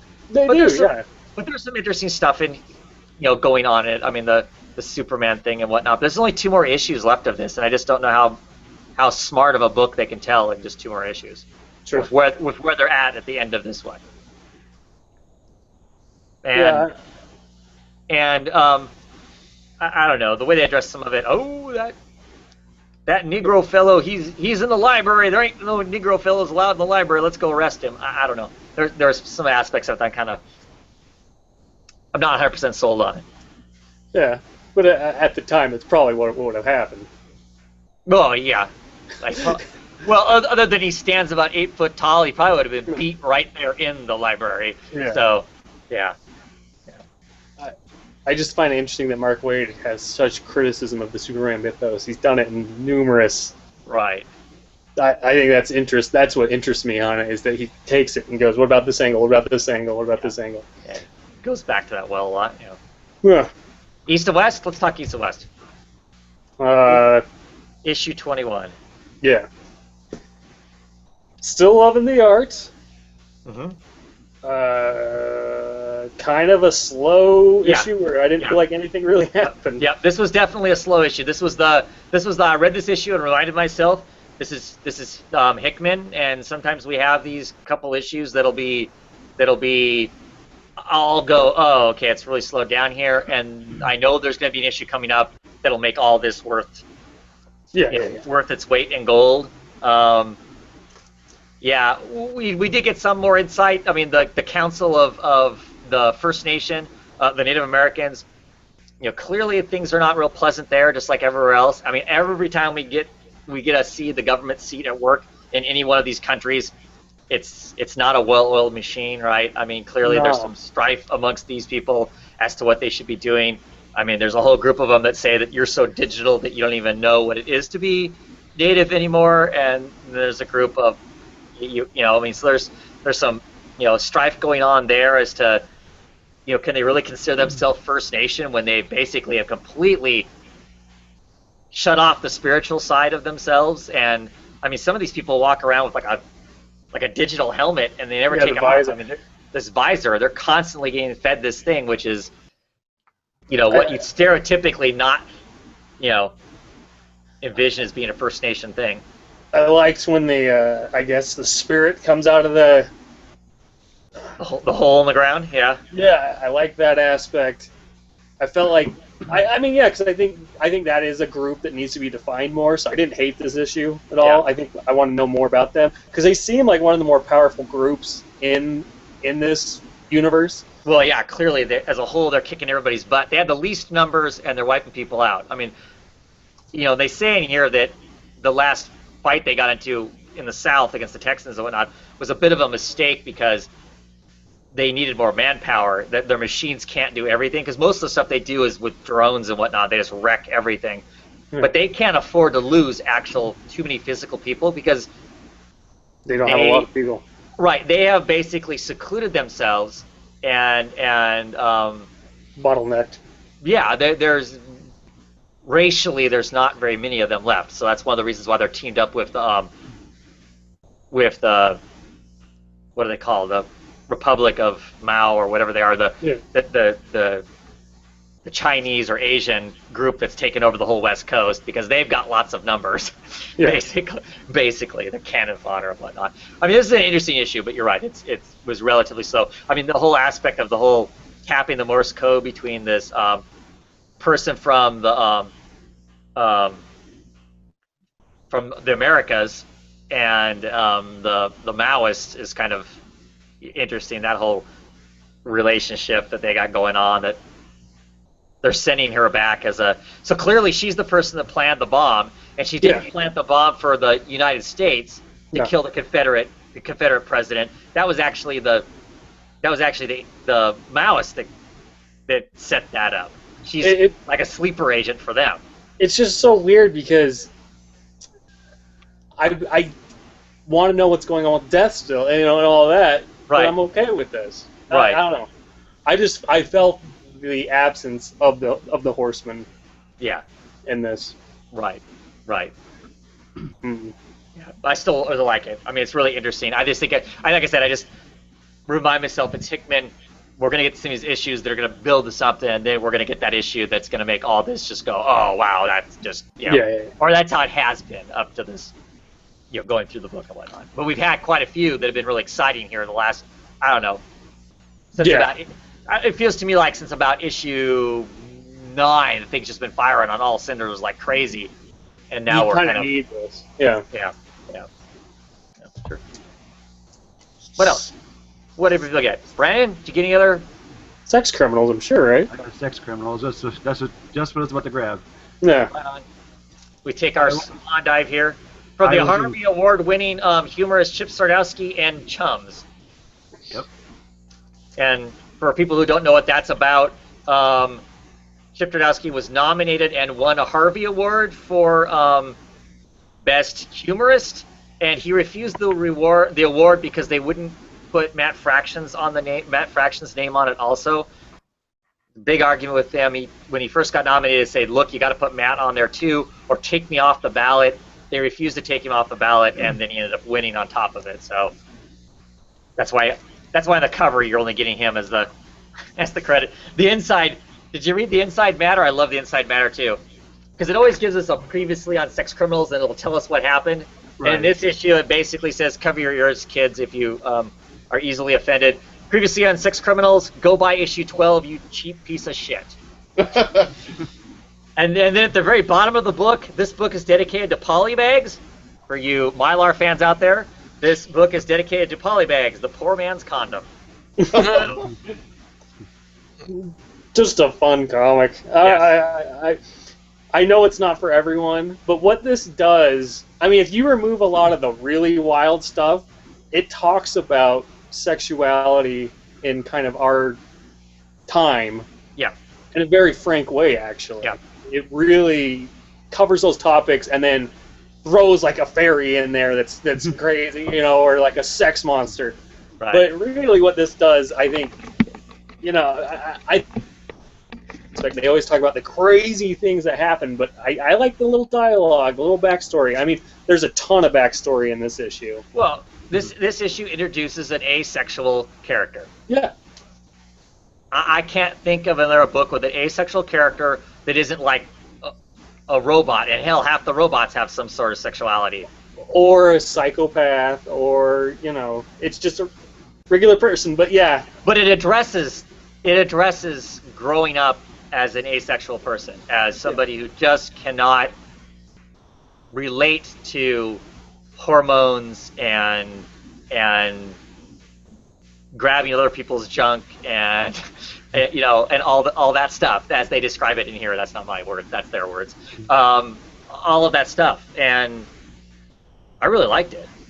It was solid. It's I am not asexual, but it's still relatable in just they do a good enough job of presenting the struggle of what that would be like, how that might be alien, and how much of the time this character goes along with just it's what normal people do, so I'm going to attempt to do it, kind of thing. So yeah, really, really solid. And then of course, at the very end, it dips back into the craziness, the absolute crazy pants end of it. This character gets off on diving off of things. I mean, she steps off of a skyscraper, and that's what brings her, I guess, to the equivalent of orgasm, which puts her in this la la land that everybody else, that all these other characters who are part of this whole special group are. And when she hits the ground, she just kind of bounces like it's a waterbed and gets up and is happy as could be. And it's got nothing to do with anybody else. It's just her own personal gratification. And at the end of this, you get her doing that, and then she runs into the guy. That supposedly the two of them have like some sort of truce. The guy with the crazy seed demon anime tentacled. Oh my God, let's not talk about it anymore from the last book. Yeah. And says, oh, there's 2 more people, and they're looking for everybody else. So poor Susie and John Are still around. have opened up a can of worms that they don't even know that they've opened. It's like they're just trying to find other people to warn them, hey, there's this weird sex police people. Let's watch out. Maybe let's band together. I don't know. And, damn. And I love how the fact they're in this issue, just to remind you that they're still there. There's this, meanwhile, they're drinking a cup of coffee, and it's this kind of awkward, them drinking a cup of coffee, and what if we, nah, never mind, that's fucking stupid. And then that's it. Plus there's this scene of what looks like Matt Fraction having somebody throw coffee on his face. Yeah, because in the top panel, it's like Matt Fraction massaging Chip Zdarsky's foot. You're right. He's wearing like a top hat up here at the top. Yeah. But I mean, it's just this little thing to remind you, oh yeah, there are these main characters. They're still in the book, but this issue really has nothing to do with them. Yeah. It's good stuff. But because of that this last issue and how crazy it was, I was reading this book like this. I was like, I was so nervous. I was like, what crazy is going to happen here? But I was kind of happy it was more tamed than the last issue. Yeah. The fact that this sequence goes on is amazing, just for what it is. And I'm not going to, read the book yourself if you really want to know. But just that whole paneling of what's going on there, I think you need to go to the doctor. Oh, that was. Well, the fact that what's there the whole time, that's going on, and that's how they get away with doing that. I don't know. I thought it was brilliant from a storytelling standpoint, considering that. I don't know. I also think it's funny that Chip Zdarsky wants to start a sex criminals bail bond fund for readers who get arrested reading that comic book in public. That he wants to set aside some money so when those people get arrested for.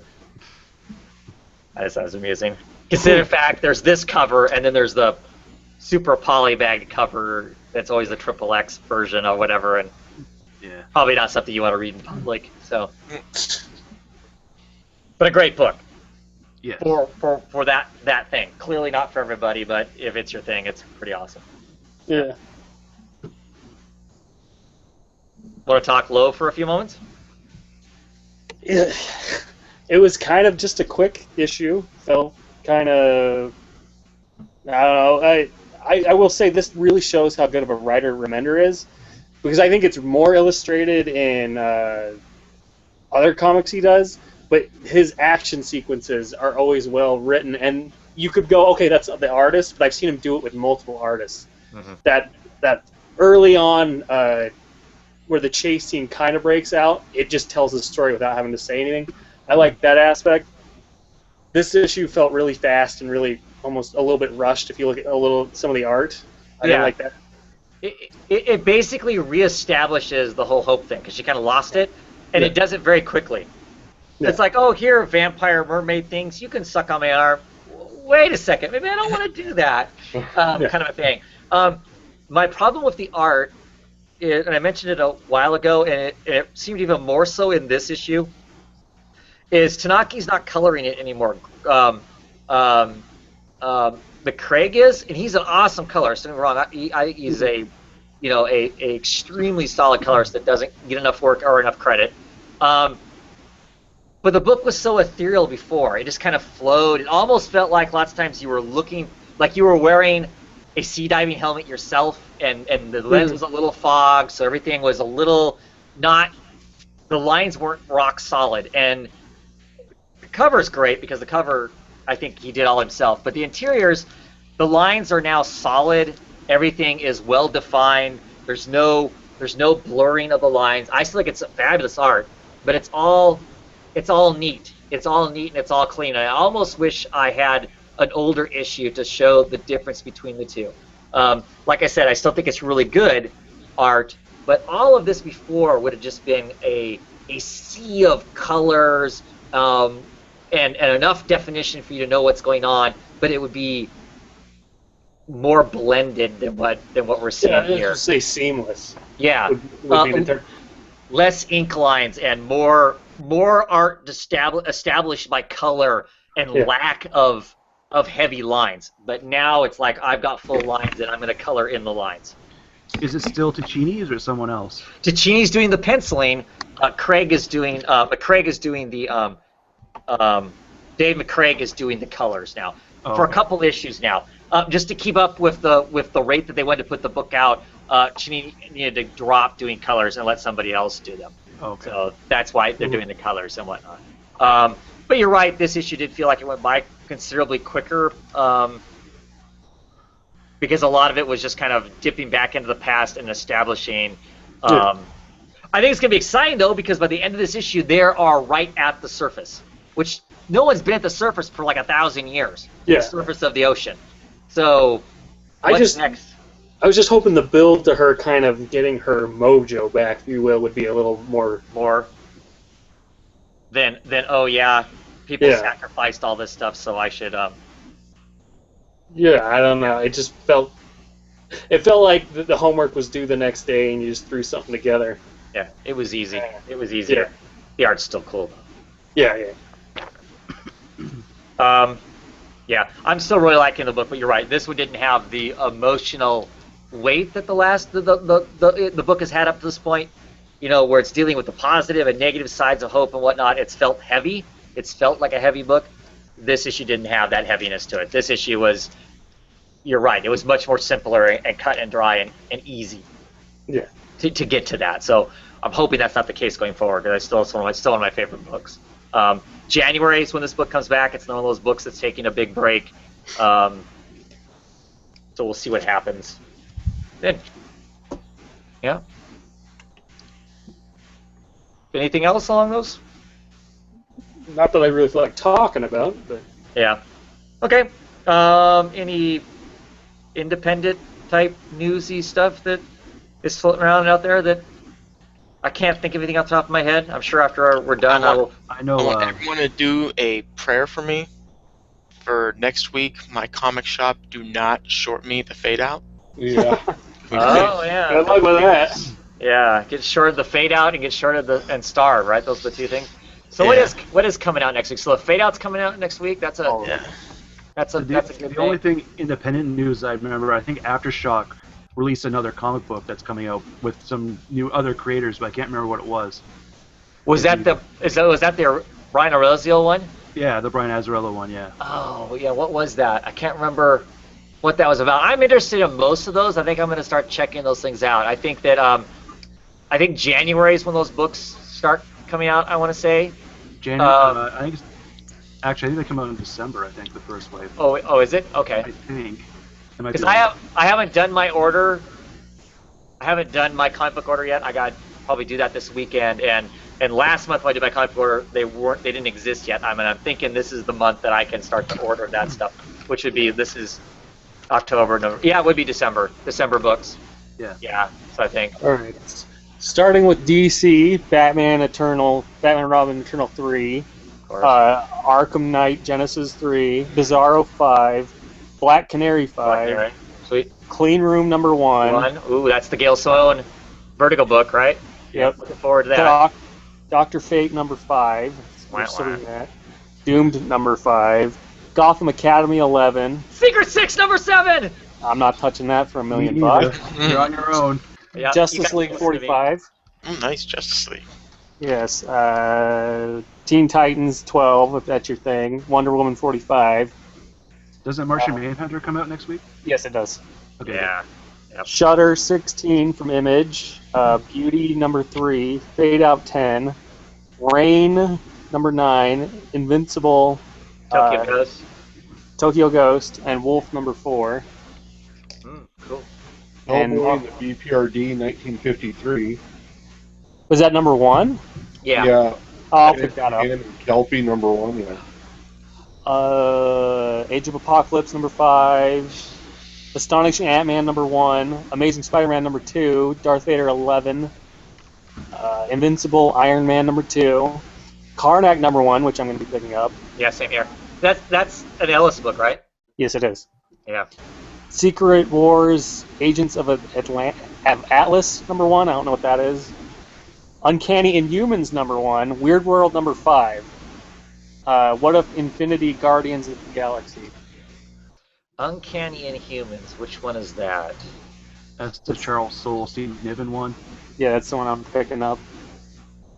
That's the one you picked up the 0 of. Right. Yeah, I am getting that. I'm almost positive I ordered that. I'm trying to think if I did or not, but I'm pretty sure I did. I'm pretty sure you did too. Yeah. And then for Mike, Paybacks I think comes out next week. Oh yeah, yep. And I couldn't find that. I was going to pick up those issues, and I couldn't find it at the local chain store, so I'll have to do some hunting around online to pick that up. So, kind of a big week. So, are people getting the Astonishing Ant-Man? Going to go back on that again? Guilty. I am. Right. Yeah, it's I basically probably the same. It's basically the same people doing the book that was doing it before. Yep, and Secret Wars, and it's got some Superior Foes characters in it. That's what I saw, because he's kind of faking or hanging with the bad guys again now, right? Lang is. Yeah, I'm gonna have to look to see, because I can't remember if I ordered that or not, because I was going back and forth, and I thought, well, everybody talked about how great it was before, and I saw the Superior Foes guys, and they're like the Beetle or whatnot's in it, so if it's gonna have some chuckles and laughs amongst what's going on, I'll pick it up, because I really like the vibe of Superior Foes, the underlying vibe, not the silliness over the top, but there was kind of a story going on there too. Yeah. So yeah, curious to check that out. Cool. Should be another fun week, and that's not Halloween weekend though, right? No. 21st. Got another week for that. Okay, cool. Should be good stuff. So, anything else we feel like we want to talk about before we call it a night? Check out my T-shirt, my new T-shirt.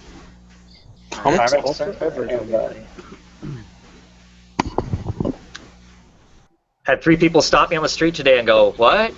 So, yeah, everybody should like Richard Pryor. Anyway, so I guess with that, we'll call it a night. Hope to see some of you guys back here next week to talk about those books we just talked about. Appreciate you guys being here. Anybody got any parting words of wisdom or not?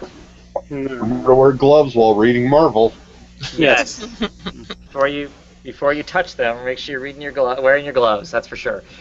Okay. I guess we'll call it a night then. Thanks guys for hanging out here with me. Thank you everybody else who was watching live, all 16 of you. Much appreciated that you listened to us ramble for a few hours every Saturday night, and everybody who watches this after the fact all the way through, and I know there are quite a few of you that do. Much appreciated. Happy to have you talk comic books with us when you can. Anyway, have a good night. See you next week.